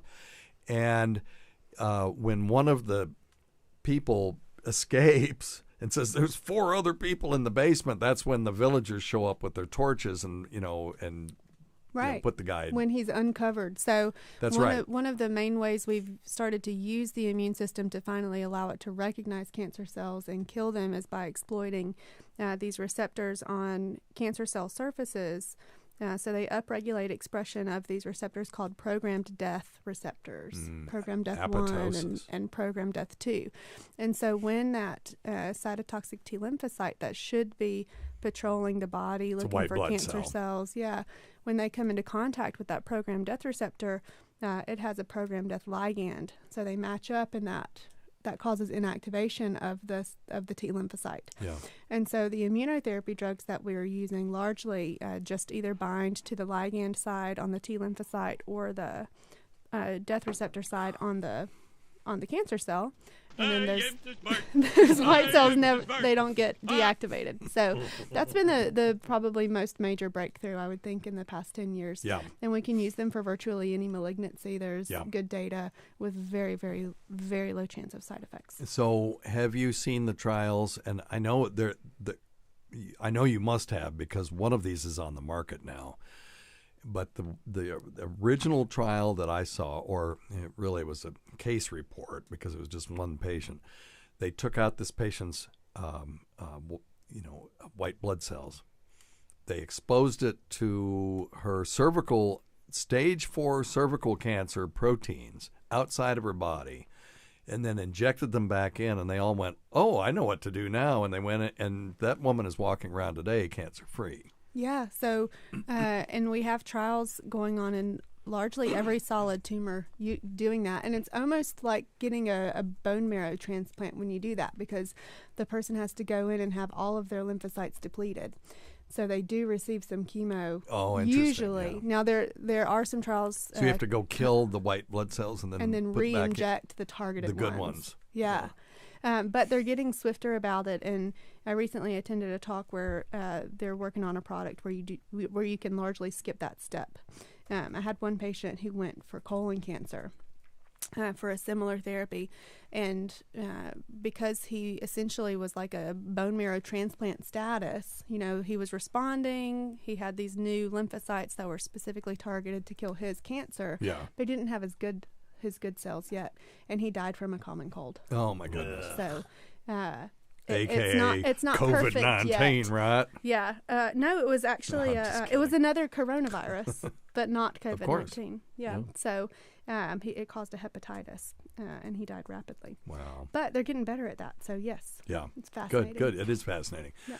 So that will be the key. I used to, when we first started the show, I was saying we're 100 years away from a generalizable treatment for solid tumors, and now it's not even 25 anymore.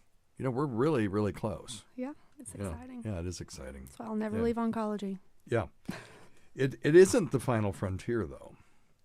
The final frontier is going to be neurology, because we still. After all of this, we don't know what consciousness is. How does the brain work? How does anything do anything? And so we really have a hard time treating mental illness and stuff like that, because we just throw buckets of serotonin into people's brains, because somebody did a study that showed that in people who are depressed, their serotonin levels are low. That's a really sort of just broad strokes approach to this stuff. And if we ever want to upload our consciousness into machines and truly live forever, we better learn a whole lot more about how our brains work, because it is amazing when you think about it. Somebody reminded me of something the other day that happened to me when I was a little kid. I haven't thought about it in 60 years, and it's still in there somehow. There's some semblance of it that's recreating it. It feels like it's a real memory. But and then you look at these concert musicians, and they play all this stuff, from memory. Yeah. And it's how many bits of data does that take to get the velocity and the tempo and the speed and the notes and get all the fingers going in the right place and all that stuff? Yeah, go ahead. Can I add one quick thing that one of my friends, Jens Kruger, the Kruger brothers, he's a banjo player, aficionado, and he writes symphonies and mixes them up with bluegrass music, and it's just incredible. Yeah. But he wrote one for the Appalachian Mountains and Roan Mountain, and one for for the Rocky Mountains. Yep. But he was telling me that in just one of his pieces, he had written 250,000 notes. What? Wow. 250,000 notes for the banjo. Well, Mozart, there's too many notes. No, and he, of course, I mean, remember what his line was? Yep. Remember what Mozart's line was to that? No. When the emperor said Mozart, he was the first viewing of the magic flute. Oh, okay. And they were trying to, at that point they were trying to, degrade Mozart's standing. But the emperor said, Mozart, there's too many notes, which it's one of the greatest operas ever written. Yeah. And this could be apocryphal too. I'm sure it probably is. And Mozart just said, "Okay, tell me which ones to take out." Now, I've done that with patients when their families say, "Well, my mom's on too much medicine." It's like, okay, which ones should we take off? Yep. Sometimes you can find a few, but most of the time they're on these things for a reason. So, anyway, 250,000 notes. Yeah, it's crazy. Yeah, yep. And he's written a number of them, and he'll sit there and he'll play a. When they play live, he just goes right through it. Yeah. Right. I don't know. Yeah, and then we have this thing called muscle memory. I mean, I can still play some piano pieces from way back in the day, but it all feels like it's muscle memory. I don't think about it. I just do it. Mm-hmm. Isn't that interesting? Well, and the funny thing is, too, in music, especially with the way those guys play, and these professionals, I think they can almost kind of hear the next note, and they just kind of know where it goes in sync sometimes. Well, yeah, to a certain degree. I don't know how it works. So anyway, that's neurology. Yeah. Okay, so we will conquer. We'll conquer oncology, but neurology's got to be the next thing, because healing a spinal cord that doesn't work anymore, because it's been traumatized or whatever, any of those kinds of things. Dementia, Alzheimer's, Parkinson's. Yeah, all of the above. Yeah. Depression, psychosis, we don't have a clue. And then if we're going to build thinking machines and we don't really understand how consciousness works, then what happens when we put a machine in charge of our nuclear arsenal and then it becomes psychotic because we don't we never really we didn't understand.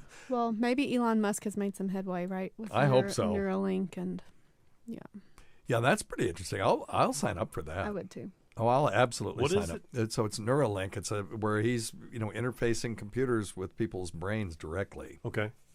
And they've done some of this stuff. There was something that came out not too long ago where they did some sort of it was like a functional MRI, but I can't remember, where the person would recite numbers in their head, and then they could take the output of this scan that they did and they could hear the numbers.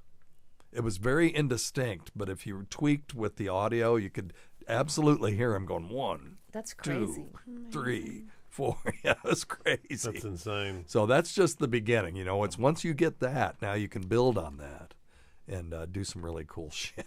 So I'm looking forward to that. Right now, I'll stick with my Oculus. Anyway, all right. Where are we going from here? Well, I guess questions. I advertised this show that we're going to answer a bunch of questions, but that was fascinating. So thank you. Number one thing: don't take advice from some asshole on the radio. All right, let's do this little feller. Right, Char. Oops. Oh, sorry. Maybe. How you guys doing? Hey, good. How are you? Here's one for you. About 3-4 times a year, I get a pretty bad eye twitch in my left eyelid, upper eyelid. And it gets so bad sometimes that it affects my vision, where it's like pushing down on my cornea. Good and it's Lord. lasted sometimes up to a month. So, 3 quick questions. Yeah. Is this bad enough to go see a doctor? Yes. It's affecting your lifestyle, so absolutely. Question number 2. Number 2 is, what kind of doctor do I see? I don't want. Okay, well, I'm gonna mess around with my GP if I don't. Well, okay, it would be an ophthalmologist. An ophthalmologist treats this condition. I'll tell you what it is in a second. Have to, and just get referred anyway. Yeah. And number 3, what kind of treatments can I expect that any doctor would have?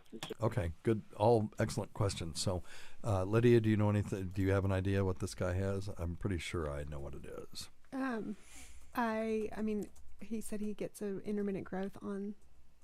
He gets a twitch in his eye, and it hurts. So he gets spasm of the eye. No. So it's called blepharospasm. And blepharospasm, that's okay. I wouldn't expect an oncologist to know that.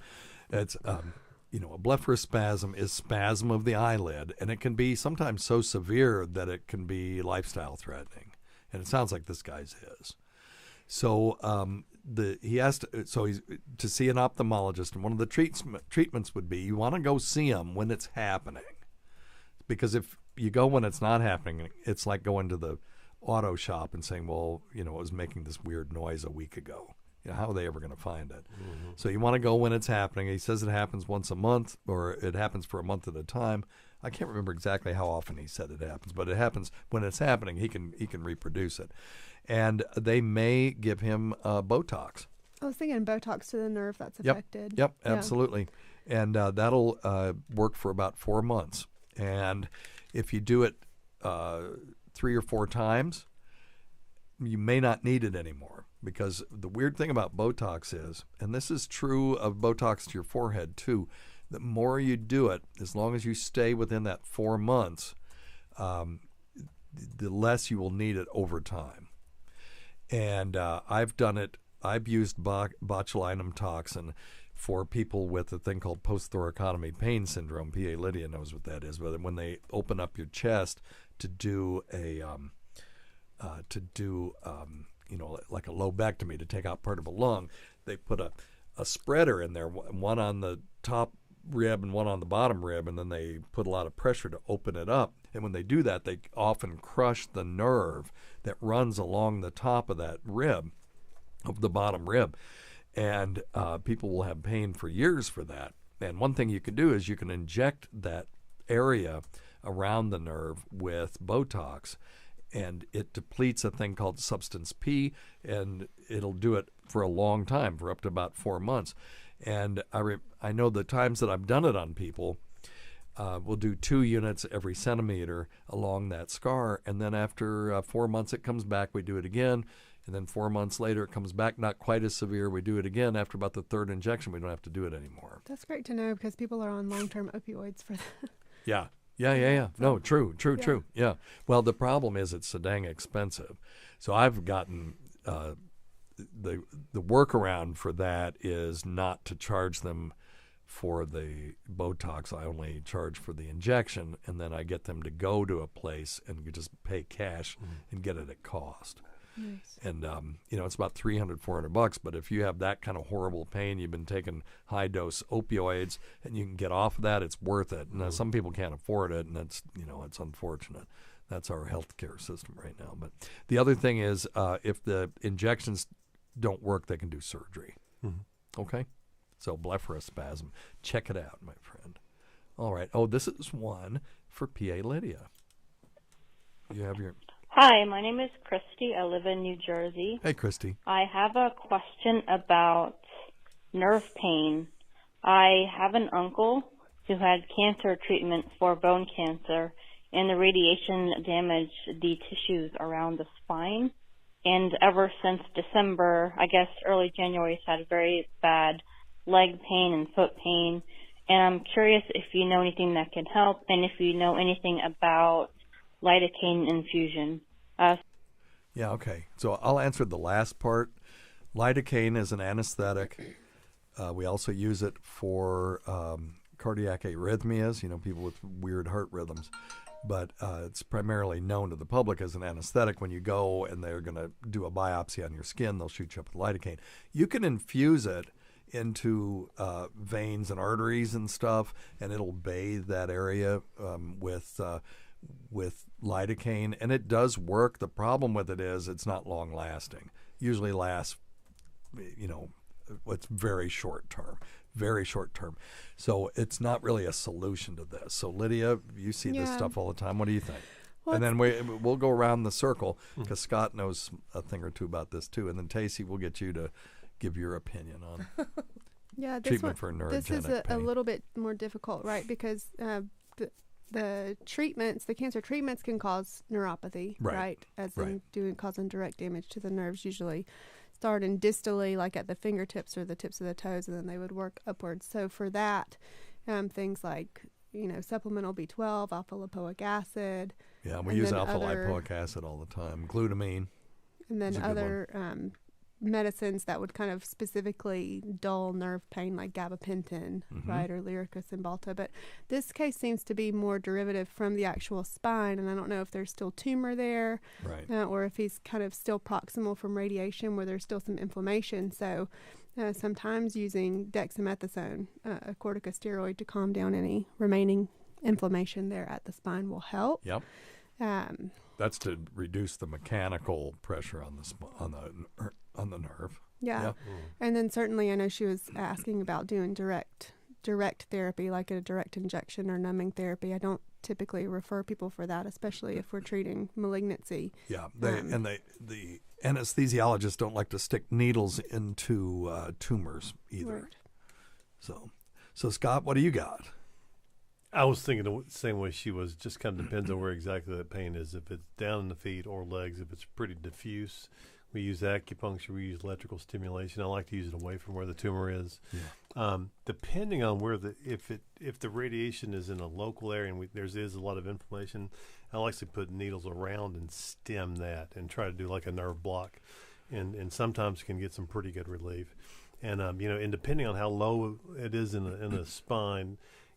Sometimes they'll go in, I'll refer them to my buddies, and they'll do epidurals above that level sometimes. But if it's down there, the tumor, no way, they're not going to go anywhere near it.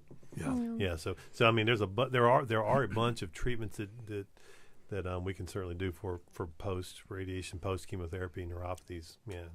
Pain syndromes. I'm not sure what kind of bone cancer.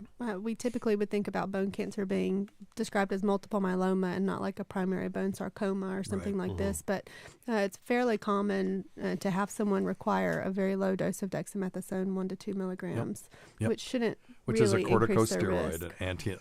a steroidal anti-inflammatory. And sometimes you can do some topical stuff too. Just to pull some of the inflammation right around where if it is a radiation burn on the skin. If they're feeling pain close to the surface, I agree with that. Yeah. We use so if there's tumor causing the problem, radiation therapy should be the key to this. Oh yeah. Just to shrink the tumor around there, but we will for neuropathic pain that is not, amenable to any other treatment. We'll use methadone for that. Believe it or not. People will think, well, methadone's to get you off drugs. No, the only reason the federal government uses methadone to get people off the drugs because it's cheap. It's dirt cheap, and it lasts all day. You give one dose, it lasts 24 hours, or can if you give them enough.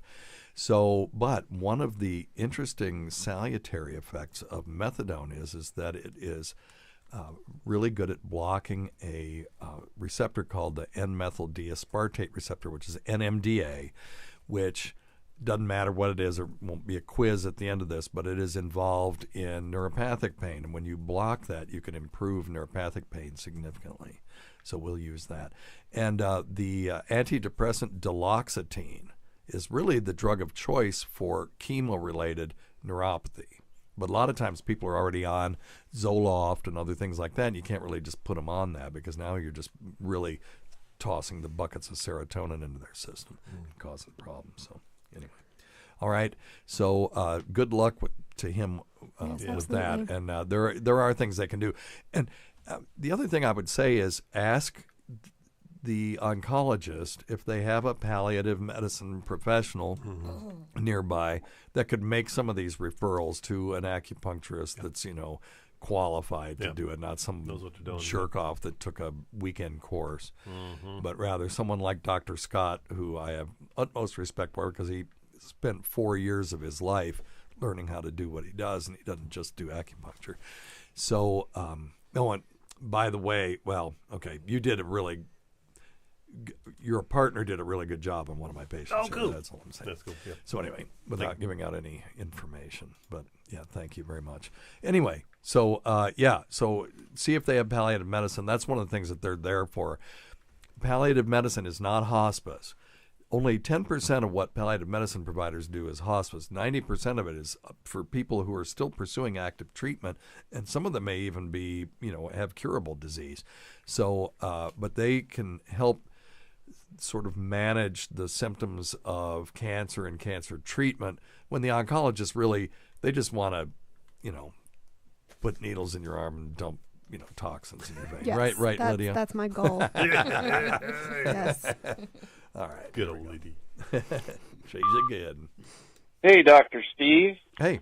And crew. Hello. How are y'all doing? Good, man. How are you? Oh, that's good. Me too.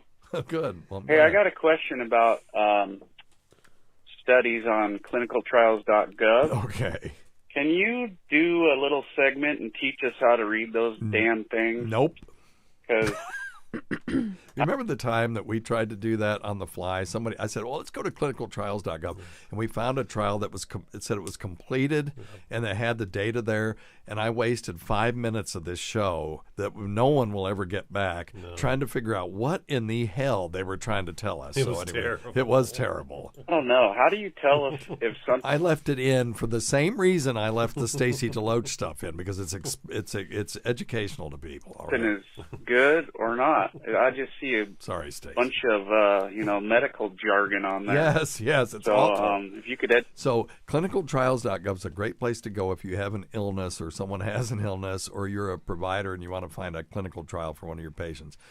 You have to wait until the paper is published to get anything out of that reporting site, because they'll say, oh yeah, it's completed, data is available, and you go there and you can't make any sense out of any of it.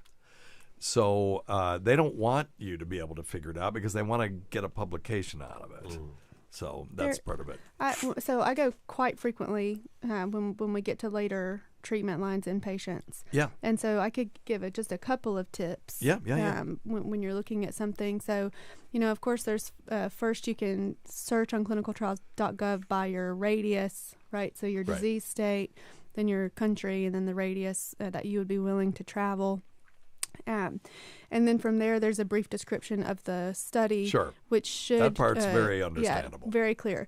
So you would also look at the phase, right? So we have phase 1, 2, and 3 studies. Phase 3 studies is going to be some type of intervention that has already shown efficacy, right? So they had to show some efficacy in the phase 2, and then phase 3 is looking for rarer adverse effects. Exactly. So because it's larger. Yeah, if you can get yourself on a phase 3 trial, that would be preferred. Yeah. Right.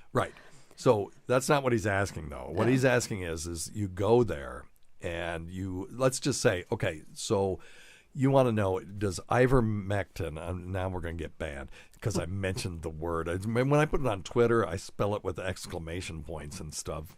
But anyway, to defeat the algorithm, man. But so you want to know if ivermectin is effective in COVID-19 in the hospital, and they've got a trial, and they've already recruited, they've finished the trial, and they've outputted data.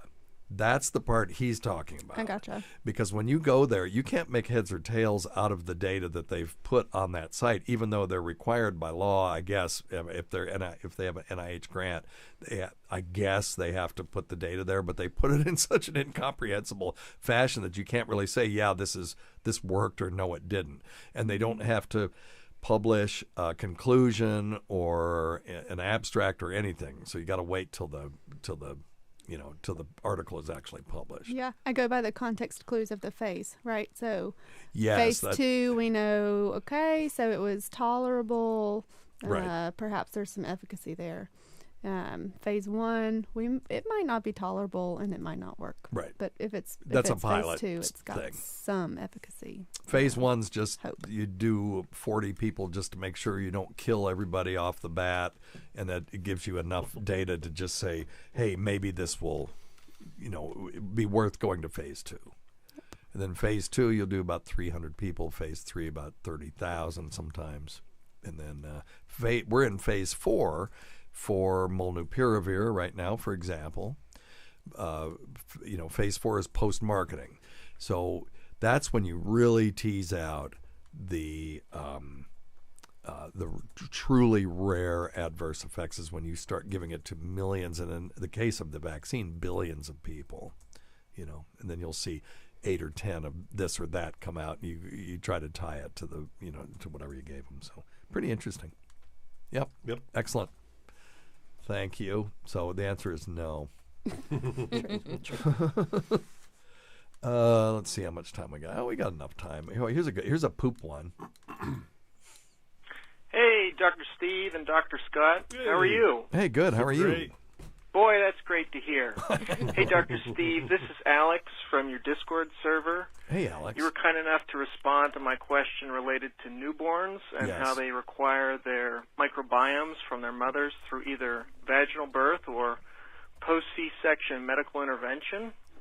My follow-up question is this. Is my poop the same as my mom's poop and my grandma's poop and my great-grandma's poop and so on and so forth, stretching back generations? Just curious. And it's a delightful question. I love everybody it. should join the Discord server that the great Cardiff Electric set up for you. That's our boss. It's a lot of fun in there. We need more people, so maybe you could put up a link somewhere. Thanks a lot. Bye. I do appreciate our network boss creating a Discord server for us, but we do have the Reddit, and we've got the website, and we've got this. It's too much. So I've gotten into the Discord, and it is fun to get in there, and you can do live chats and stuff. And but I'm too stupid. I'm just too much of a boomer to figure Discord out. Mm-hmm. So I'm gonna work on that. But anyway, we do have a Discord server. It's just weird medicine. This is a really interesting question. So, and I've gotten conflicting answers. One answer in Sweden, they did a study in Sweden, and they sampled mothers' stool for E. coli strains, and then they sampled the kids' stool for E. coli strains. And what they found is we have such a clean environment now when we deliver babies that that the kids didn't colonize with E. coli for like 2 months. And so they were getting it from somewhere else. It's like, where the hell are they getting it from? They're not. We shouldn't be eating E. coli, but you get it on your hands, or it doesn't take very much, and then it works its way into the colon. It likes to live there, and so it proliferates. But now this one here is an article: Mother to Infant Microbial Transmission from Different Body Sites Shapes the Developing Infant Gut Microbiome. And we know that we can't separate mind from body, and we can't separate the gut from the mind. And these people said that they looked at 25 mother-infant pairs across multiple body sites from birth to up to 4 months postpartum, and they showed rapid influx of microbes at birth, followed by strong selection during the first few days of life. And the maternal skin and vaginal strains colonized only briefly. And the infant continues to acquire microbes from distinct maternal sources after birth. So these mothers are gross. They got E. coli, I guess, on their boobs or whatever if they're breastfeeding. I don't know. Maternal gut strains proved more persistent in the infant gut and ecologically better adapted than those acquired from other sources. So yes, that would support his hypothesis that the poop that the E. coli that his grandmother had is the same as his mother's. Now we do know that mitochondria are passed down from mothers to their children. Sure. So, but as far as their poop organisms, it's still up in the air because I've got 2 completely different studies saying 2 completely different things, and they're both pretty authoritative. So cool. Anyway. All right. Well, listen. Thanks, PA Lydia. Thank you, Tacie. Don't talk so much next time. Okay. Dr. Scott. Until next time. Check your stupid nuts for lumps. Quit smoking. Get off your asses. Get some exercise. We'll see you in 1 week for the next edition of Weird Medicine. Thanks, everybody. Thanks. All right. Okay, we're not done. Tacie's trying to get out of here. No, you're going to be talking on this next part. Well, honey, you're talking about... I know. Sorry. I mean, Melissa. Lydia was being mean. Sorry. No. Damn, Lydia. No, I would rather you God damn. I got nothing to say about cancer's bad. How about that? Yeah, it's bad. Okay, that's good. You don't stick your neck out too far. All right, we ready? Yep. Okay, let's do it.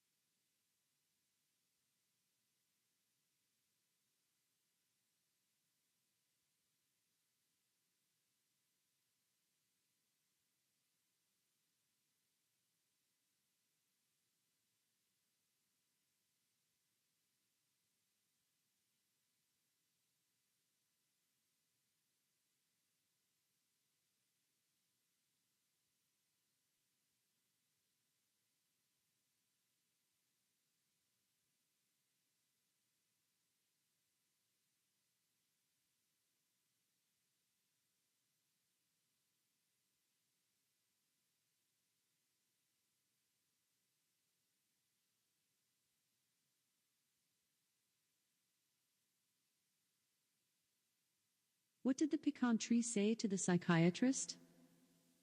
I think I'm growing nuts.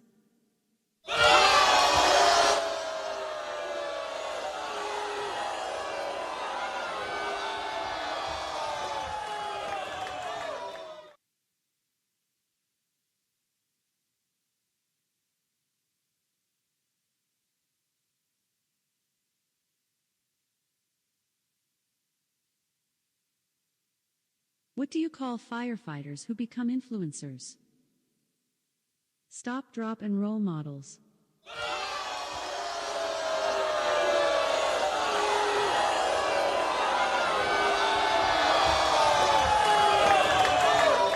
If you just read the bio for Dr. Steve, host of Weird Medicine on Sirius XM 103 and made popular by two really comedy shows, Opie and Anthony and Ron and Fez, you would have thought that this guy was a bit of, a clown. Why can't you give me the respect that I'm entitled to? I've got diphtheria crushing my esophagus. I've got Ebola virus dripping from my nose. I've got the leprosy of the heart valve, exacerbating my incredible woes. I want to take my brain out and blast it with the wave, an ultrasonic, echographic, and a pulsating shave. I want a magic pill for all my ailments, the health equivalent of Citizen Kane. And if I don't get it now in a tablet, I think I'm doomed and I'll have to go insane.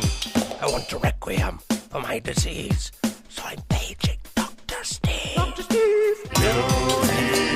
From the world-famous Cardiff Electric Network studios, it's Weird Medicine, the first and still only uncensored medical show in the history of broadcast radio, now a podcast.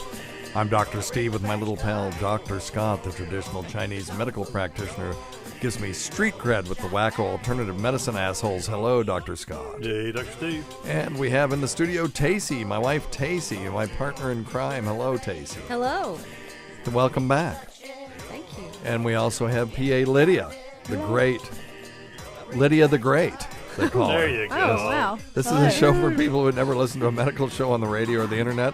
If you have a question you're embarrassed to take to your regular medical provider, can't find an answer anywhere else, give us a call at 347-766-4323. That's 347. Follow us on Twitter at Weird Medicine or at drscottwm, and visit our website at drsteve.com for podcasts, medical news, and stuff you can buy. Most importantly, we are not your medical providers. Take everything you hear with a grain of salt. Don't act on anything you hear on this show without talking it over with your doctor, nurse practitioner, practical nurse, physician assistant, pharmacist, respiratory therapist, chiropractor, acupuncturist, yoga master, physical therapist, clinical laboratory scientist, registered dietitian, or whatever. Wow, the levels were all over the place on that one. You know, when I had analog equipment back in the 70s, I never had problems with that, but with this digital stuff, it's still an issue for me. But anyway, all right. Well, welcome, everybody. Thank you for being here. And don't forget, I'm going to try this one more time. I don't even know if we are still on Amazon's thing. They sent me this dunning letter saying, you are in violation for these things. You must supply us with this and that. And I think what it was they were surprised that with our page being as minimal as it is, stuff.drsteve.com, go check it out, that we were getting as many clicks as we were. And that's just because we have an awesome audience that is, likes to, they like us, I guess. It's weird. I don't know why anyone would like this, but I don't get it either. But okay. Okay, so I accept it for what it is. Yes. And but they did not, I guess, understand how we were getting as many clicks as we were. Now we're not making a lot of money. If we make $300-$400 in a month, that's a lot for us on that. But still, it helps pay for the web hosting and all that stuff. Well, anyway, they sent me this Dunning letter, and so I responded to it. But they were asking me for some stuff. They wanted like SEO integration. So we don't do any. I don't know what the hell they're talking about. I just have a website. So I didn't send them that, but I said, I don't know what you're talking about. If you want something specifically, I could maybe get my web guy to look at it. And so I haven't heard anything. So I don't even know if we're still. They gave me 5 days 8 days ago. So, I don't know. We'll see. But anyway, check out stuff.drsteve.com. Don't stop using it until I say Amazon stinks, and and then we'll think of something else.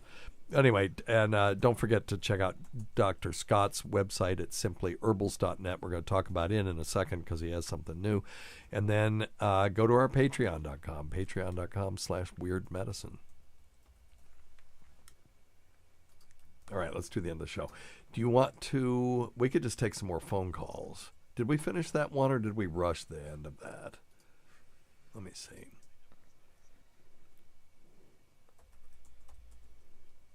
Okay, so we could just end it right there, and then go to... You want to do a few... Have you got any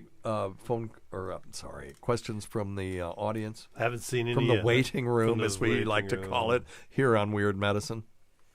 Not that anybody? I've seen. Nope.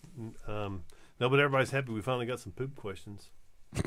We just need some. It was time for that. We need some pecker questions. Wait, Shannon Wallen says, "Good Lord, when do I say goodbye?" I'm taking that out of context. What's he talking about? I have no idea. You can say goodbye anytime, dude. You can stick around. Yeah, stick around. Or shit on you if you don't like. Take off, That's old Shannon Wallen from Trauma fame. He was on this show. Shannon, yeah. I think he was here. Oh yeah, I was here with. You were here with Shannon, hey, but Shannon. Scott was not. Yeah. Here, you can wave at him. Right there's your camera. Oh, hello. All right. Hey, wait, I do have one. Right. And then Kim Chickens likes the poop questions. She always does. She's an RN or an NP now. She's an NP now. Hey, she needs to come down and work with us. Yep, I've got a good one. Actually, I went back in time and found a good one from Jill Garcia. So, why is 39.5 BMI the magic number for elective surgeries? She said lost 45 pounds. Oh, is that Jill the trucker? Yeah, Lady Trucker. Lady Trucker, I mean? Yeah, Lady Trucker. Oh, She's yeah. back. Hey, Lady Back. Trucker. Cool. Yeah, we can answer that. Yeah, just wondering if that... Okay, you want to do that one when we come back in? Yeah. And then we can do a couple more of these. Good. Okay, all right, sounds good. All right, here we go. 2, 1. Oh. Well, shit. Okay, wait, sorry. Actually, you did talk a lot at the beginning, Tacie. So I shouldn't have said that. I don't have anything to say about... I can't... If I don't have anything to say, I'm not going to You don't have anything to say about... Don't say I'm nothing. going to talk just to talk. About, I went to PetSmart today. You ain't got nothing to say about Bought me some crickets. viral oncolytics or taste. Nope. No, I got me a Lincoln. Rogue genomes. And it's gorgeous, too. Don't poop in that. No, I don't don't poop wanna in that. poop in Oh, God. that, We no. should tell the story about that time when Amy puked in the back of your brand new that car. was terrible.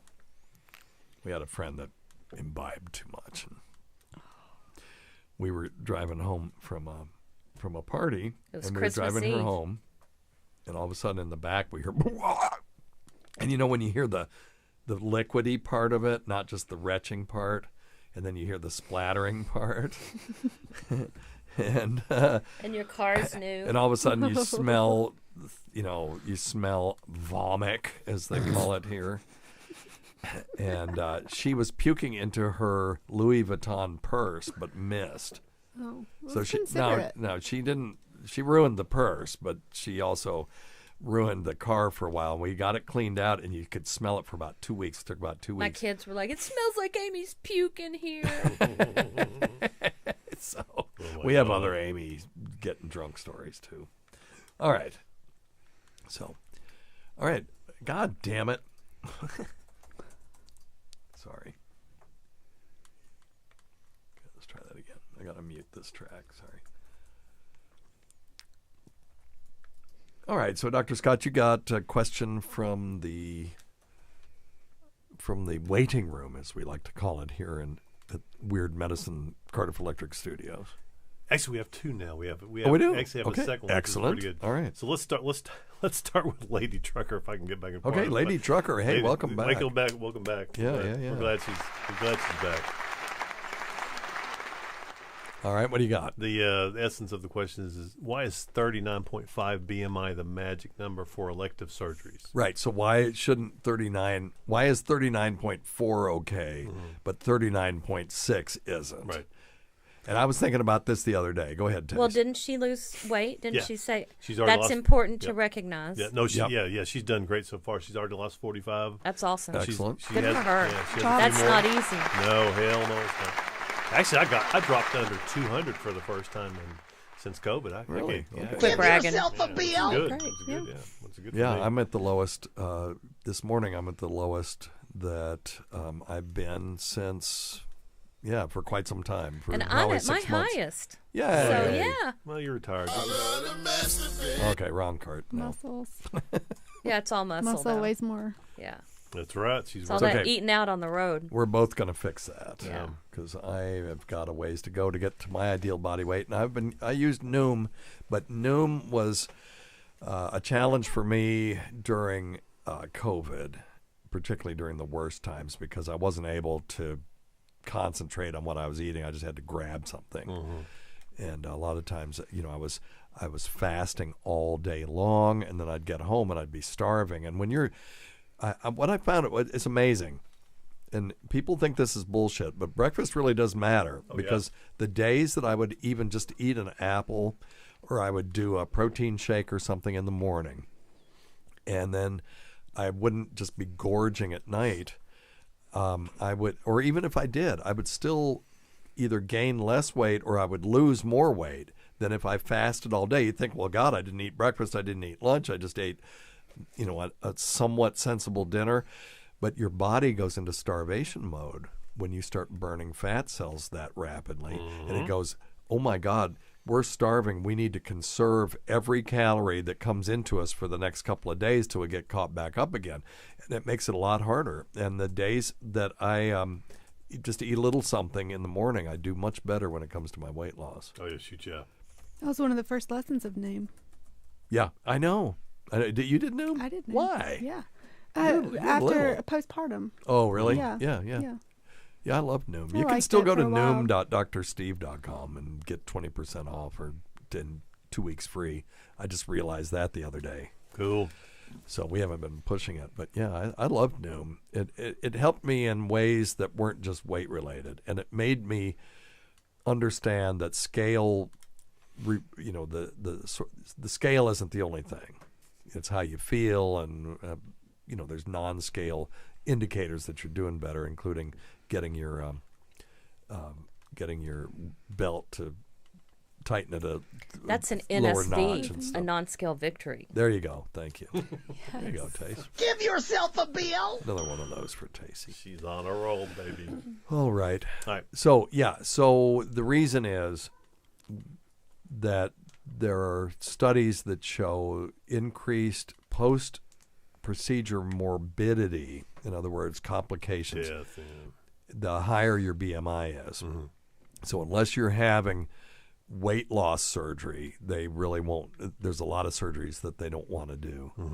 And, it's sometimes it's hard to close an abdomen that's got a foot of fat tissue between the skin and the guts. Well, yeah, and the other thing is, if it pops open, it's hard to get it to close. Go ahead. And the other thing is spinal surgeries. A lot of times the instrumentations They can't get to it. Can't get in there deep enough, so it's just not long enough. So the thinner you are, the easier it is for the surgeons to get in there and do their procedures. But I was thinking about this the other day. These sort of artificial boundaries that we set for ourselves. For example, is it okay for a kid who's 20? It's illegal for a kid who's 20 years old and 364 days to buy liquor, but the next day they can. There's nothing magical. No, makes no sense. Or that they can't vote, when they're 17 and 364, but the next day somehow they have the wisdom to make choices that are going to affect all of our lives. Yeah, it's bizarre. Or they can they can enlist in the military. Yeah. It's also, so and people say, well, you just have to set the line somewhere. Mm-hmm. So, and then when you get to voting, it becomes, it's a political issue. Because Robert Heinlein said, he was a science fiction writer, but he was a political thinker too. And he said that if you don't go into the military, you shouldn't have the right to vote. So he was one of those guys. So if you didn't serve your country for at least 2 years, then you shouldn't be allowed to vote. So, you can get into all kinds of stuff like that. There's other ways to do it other than an age cutoff, but age cutoff seems to be the most fair because it doesn't discriminate against something that you've done or who you are or where you live or any of that stuff. If you're 18, you can vote. If you're 39.4 BMI, you can have that surgery. Even if you're 39.6, you can't. I don't know. They just have to set the line somewhere. All right, you ready for question number 2? Yeah. This is the winner. Uh-oh. I think this will be a good one to wrap it up on. Okay. Oh, why? You want to get out of here? Yes. Yes. Oh, God. Okay. Sorry. All right. Sorry I kept y'all here. No, actually, I've got to go pay a guy who put on my roof here in a bit. But anyway. Okay. Hey, so no, seriously, Larry as Lawrence. Yeah, Lawrence has the question of the day so far. Okay. Long story short, we have a shower head attachment to clean out the bunghole to prepare us for activities. Yes. Is this safe to use daily, or am I washing out too much stuff? That's an excellent question. Oh, no. It's, no, that's a great question. So if you have a bidet, it is a great question. Yeah, very good question. If you have a bidet, and Tacie can attest to this. You need one if you don't. Yeah, you do. You do. Yeah. Especially, we bought our bidets when you couldn't buy toilet paper anywhere. I remember going to the store, and I was walking behind this lady, and they actually had toilet paper that day, and I went, oh, thank God. And she said, do you want to go in front of me? And I'm like, no. And then she turned around to me and went, then get back 6 feet. I'm like, okay, sorry, lady, Jesus. Anyway, I don't think I pose any danger to you, but it was in the early days of the pandemic. Everybody was a little bit freaked out. But so we got our bidet then, thanks to Robert Kelly. And you can, I think we have one. We do on stuff.drsteve.com. You can scroll down and see it. $70 for the Tushy. It is plastic, but we've had it for almost 2 years now with no problems whatsoever. And if you want the highfalutin, cityfied one, it's like $10,000 for one of those Toto toilets. The Toto ones are outrageous. But they're awesome though. Don't they heat the water and all this stuff? Warm water and. Well, I'm going to my elbow to get to my knee to tell this story, but when you do that, you can divert the stream to actually give yourself a mini enema. And it's actually quite nice. You get less seepage later and all kinds of things. Now, that's something I've not done. Really? Yeah, divert the stream. You just do it sort of tangentially to the ring of death. Steve, I'm not. Yeah. The ring of doom. Yeah, okay, but you can do it. You can situate yourself just right, and it's totally fine to do that. You're not washing out too much of anything because you can never wash out to everything in there. Matter of fact, the guy that called in earlier in the show, who is a grown man and an attorney, talking like a lunatic on the telephone. And I don't think he'd mind me telling this because you don't know who he is, but he had a prostate biopsy, and they went in, they cleaned out they gave him a bowel prep, cleaned out everything, put prep in there that kills all the bacteria, and they stuck a needle through his rectum into his prostate to get the prostate sample. He still got septic from that. So you can never clean it all out. You can clean it out enough that you can have some activities like they're talking about and enjoy consensual relations and ass play and stuff like that. But you're not, using a shower head, you're not doing anything. No. Now, if you were doing high colonics every day, I would say that might be an issue. But no, not this. And even then, I don't have a whole lot of data that says it's an issue, but just shoving something up your ass and then just filling it up day in and day out, it's probably Recipe not for complications. Yeah, probably. that's what I'm thinking too. So if you have a procedure, if I give you a procedure, PA Lydia, to do, and 1 in 100 people are harmed by it, and I give you another procedure where 1 in 1,000 people are harmed by it, you're going to be hard-pressed to tell which one is which until you've done maybe 10,000 procedures. That would be the only way. So when you're doing something like that, if there is even a minuscule risk of complications, you do it every day, something bad's going to happen. So, but yeah, what you all are doing doesn't sound like you're doing anything that would be a problem. Okay. All right, guys. All right, we ready to get out of here? Do it. Yep. All right. Okay. All right, Tace. I mean, I don't mean it that way. I'm just not. I'm so busy. I just need to not sit down for us all. Okay. I'm glad that you found things to occupy your time. Thanks always go to Dr. Scott. And we can't forget PA Lydia and Tacie. Thank you for being here. Both of you are awesome. We can't forget Rob Sprance, Bob Kelly, Greg Hughes, Anthony Cumia, Jim Norton, Travis Teff, that Gould girl, Lewis Johnson, Paul Ovcharsky, Chowdy 1008, Eric Nagel, the Port Charlotte Whore, the Saratoga Skank, the Florida Floozy, Roland Campos, sister of Chris, Sam Roberts, she who owns Pigs and Snakes, Pat Duffy, Dennis Falcone, Matt Kleinschmidt, Dale Dudley, Holly from the Gulf, Christopher Walken's double, Steve Tucci, who we'll be seeing in, 6 weeks, right? Tace? Yes. Okay, yes. Great. Sorry. The great Rob Bartlett, Vicks Nether Fluids, Cardiff Electric, Casey's Wet T-Shirt, Carl's Deviated Septum, producer Chris, the inimitable Vincent Paulino, everybody, Eric Zane, Bernie and Sid, Martha from Arkansas's Daughter, Ron Bennington, and of course our dear departed friends, Fez Watley and GVAC, who supported the show, never went unappreciated. Thanks to our SiriusXM show. Thanks to our SiriusXM show, we have a podcast. Listen to our SiriusXM show on the Faction Talk channel, SiriusXM channel 103, Saturdays at 7 p.m. Eastern, Sunday at 6 p.m. Eastern, on demand, and other times at Jim McClure's pleasure. Many thanks to our listeners, whose voicemail and topic ideas make this job very easy. And go to our website at drsteve.com for schedules, podcasts, and other crap. Until next time, check your stupid nuts for lumps. Quit smoking, get off your asses, and get some exercise. We'll see you in 1 week for the next edition of Weird Medicine. All right, very good. Goodbye, everybody. Goodbye. Bye. Goodbye. Goodbye. Good day. Do you and then we put music behind that if you ever listen. So can I turn it off? Yeah, you can. Yeah. Go ahead. Wait. Go ahead now. Thank you.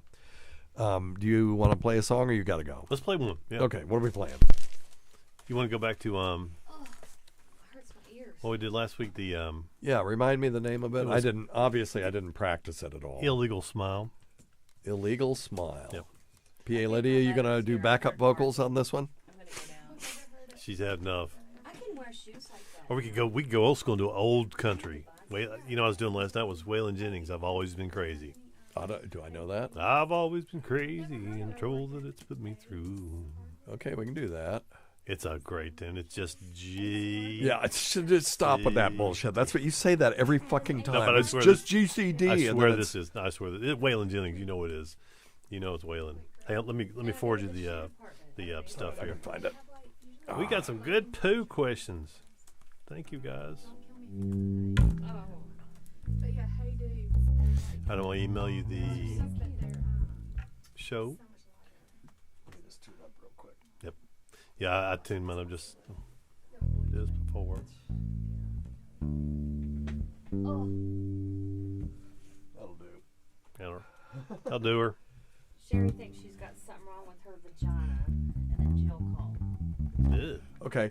Well, tell Sherry I hope her vagina's all right. Well, she keeps getting UTIs, and No. she thinks it's something.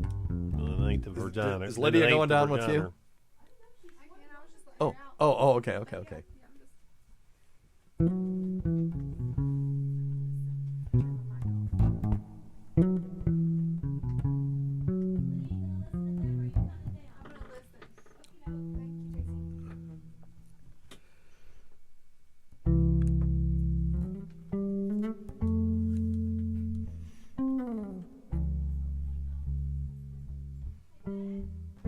Yeah, that's funny. the camera makes you look left-handed. Oh, is that Richard Kish in there talking about how I'm left-handed? Yeah. Yeah. Nope. I've got the camera flipped around, Richard. I didn't want to say anything. Sorry. All right. Are we? Yeah, that's funny. It reminds me of the old. Remember the old Princess Bride when they're sword fighting? Yeah, and he flips. Yes. Yeah, I have something to tell you. Now, are you going to play an A? No, we're going to go G. Oh, straight GCD. Okay. I mean, I guess that's okay. No, it's fine. Yeah, that's fine. I can do GCD. I don't think I can do A. Wait.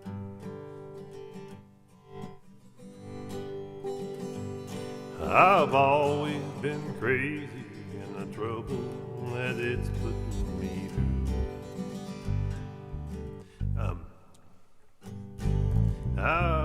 Yeah. I don't think it's an A. No, you know what to play it in? Let me see. Just tell me the first chord. Well, hang on there. I've always been crazy. A. Yeah, you want to do an A?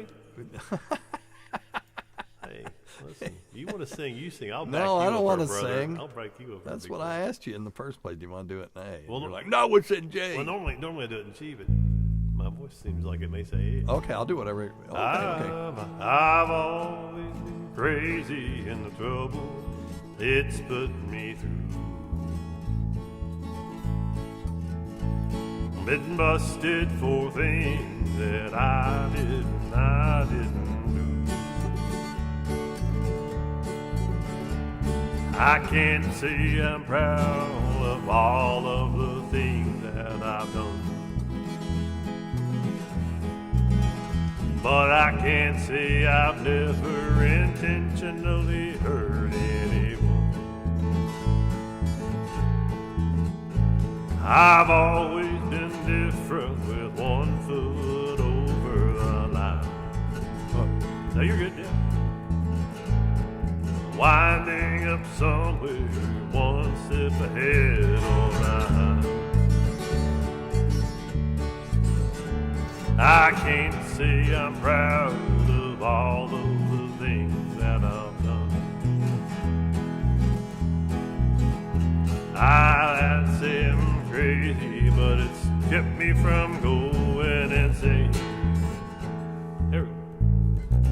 All right. That's a little fast, huh? No, that's good. You good?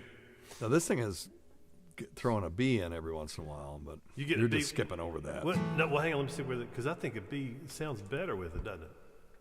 No, it's just, with the E. Yeah.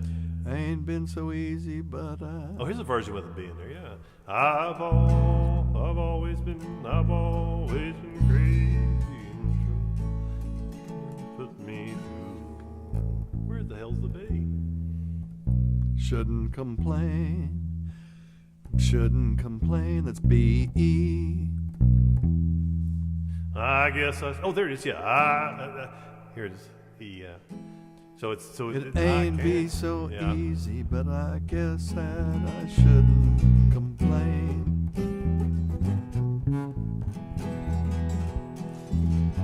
So it would be winding up somewhere one step ahead or behind. I'd say it's easy, and I guess I couldn't complain. Always been crazy, but it's kept me from going insane. I'm not going to do B. I'm just going to stick with it. Yeah. All right, you ready? Yeah. Let's do it. I thought we were doing it. Oh no, I was practicing. Okay. I was practicing. All right, Lydia, you got to do. Yeah, you got to sing the harmony. You got to do up. Oh, was it off? That's no good.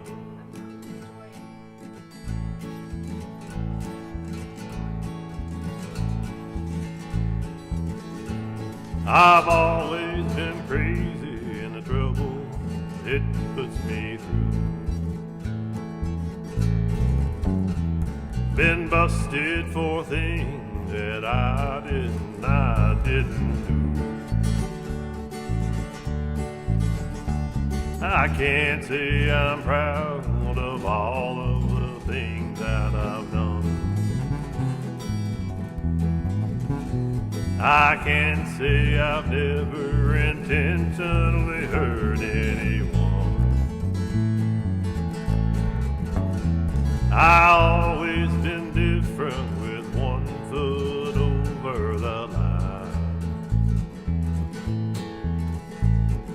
Winding up somewhere one step ahead or behind. I ain't say I'm crazy, but I guess I shouldn't complain. I've always been crazy, but it's kept me from going insane. Beautiful lady, are you sure that you understand? Chances you're taking, loving a free living man. Are you really sure you really want what you see? Be careful of something that's just what you want it to be. I've always been crazy, but kept me from going insane. I'm feeling, Steve, I'm feeling it. No, no, I blew your ear down. That's all to blame. So far I ain't found a rhyme or a reason to change. I've always been crazy, but it's kept me from going insane. One more out of that, verse 3. Beautiful lady, are you sure that you understand?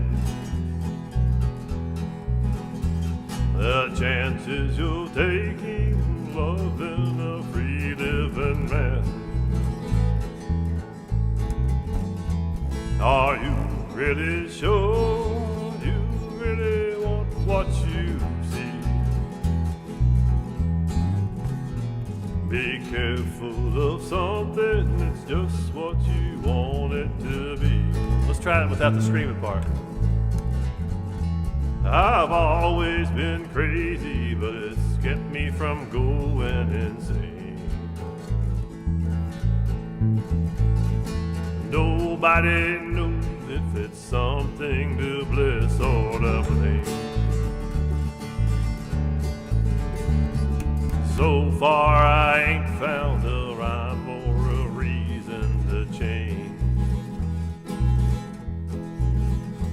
I've always been crazy, but it's kept me from going insane.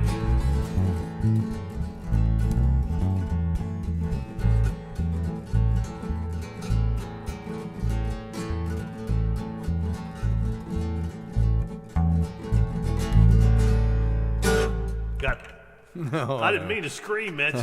You know, I tell you, I'm sorry. I hope I didn't break anybody's speakers. I was That's feeling not a bad it. song. I was feeling it. So we need to get we're going to do one of the shows. So like every fourth show, we'll have all of you in. That'd be fun. You and Carissa and Melissa and Tacie. We'll kick Scott out. No, Yeah. but no. If we do that, then maybe we could figure out a song you guys could sing harmony on. Well, listen, don't. Did you just hear that? We're terrible. So we're awful. No, so it won't make any difference if you're. You guys will be better than we I are. think you guys are great. You're hilarious. Hey, the bass sounded good on that. Yeah, it did. It really did. Like The a pieces. really wandering bass line. Like an EKG. Because I'm a with wanderer. I wonder. Yeah. All right. Anybody else got anything? Oh, a Myrtle chorus. Yeah, Sean says a Myrtle chorus. Well, Yeah, Hellfire. beautiful lady, are you sure that you understand? That's a good one. That would be pretty That good. would be a good one. Now Myrtle, she's been known to put on a hootenanny back in the day. I'll tell you that. Oh my gosh, I love that song though. Love it. Oh, okay. Shannon wants us to cover WAP. WAP. Yeah, Shannon, if you'll come in and do the lyrics, we'll do the music. WAP. Yes, you have. Cardi B. How do I know that? And you Oh, don't he know wants that? the gaggle of women to cover WAP? Yeah. There you go. Okay. Good stuff. Is it WAP or WAP? WAP. WAP. Here we go. Yo, yo, yo, I got a wet ass and whatever. All right. Thank you, Shannon, for the idea. Yeah. Getting good reviews on the ladies of the rotating third mic.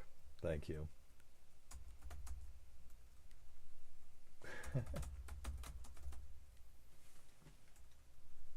Yeah, Shannon's. Come on. You got to call that in. He says, why are these people docking people when they should be rocking people? we should be docking people after we rock them. I mean, especially if I'm causing anybody to have PTSD or. Yeah, that's all right. Any sort of, do you want me to save that, or I'll just throw that one away? I'd probably throw that away. All right, I'll throw it. I was feeling it though. Yeah, no, I was not one of I them. got loose there. Wouldn't hold back. All right, thanks everybody. We will see you next week. Email me. Go to drsteve.com and click contact if you want to do any questions. But really, just call them in is the best way to do it. But if you've got something you just want to talk to me about specifically, then feel free to email me. All right, y'all be good. We'll see you next time.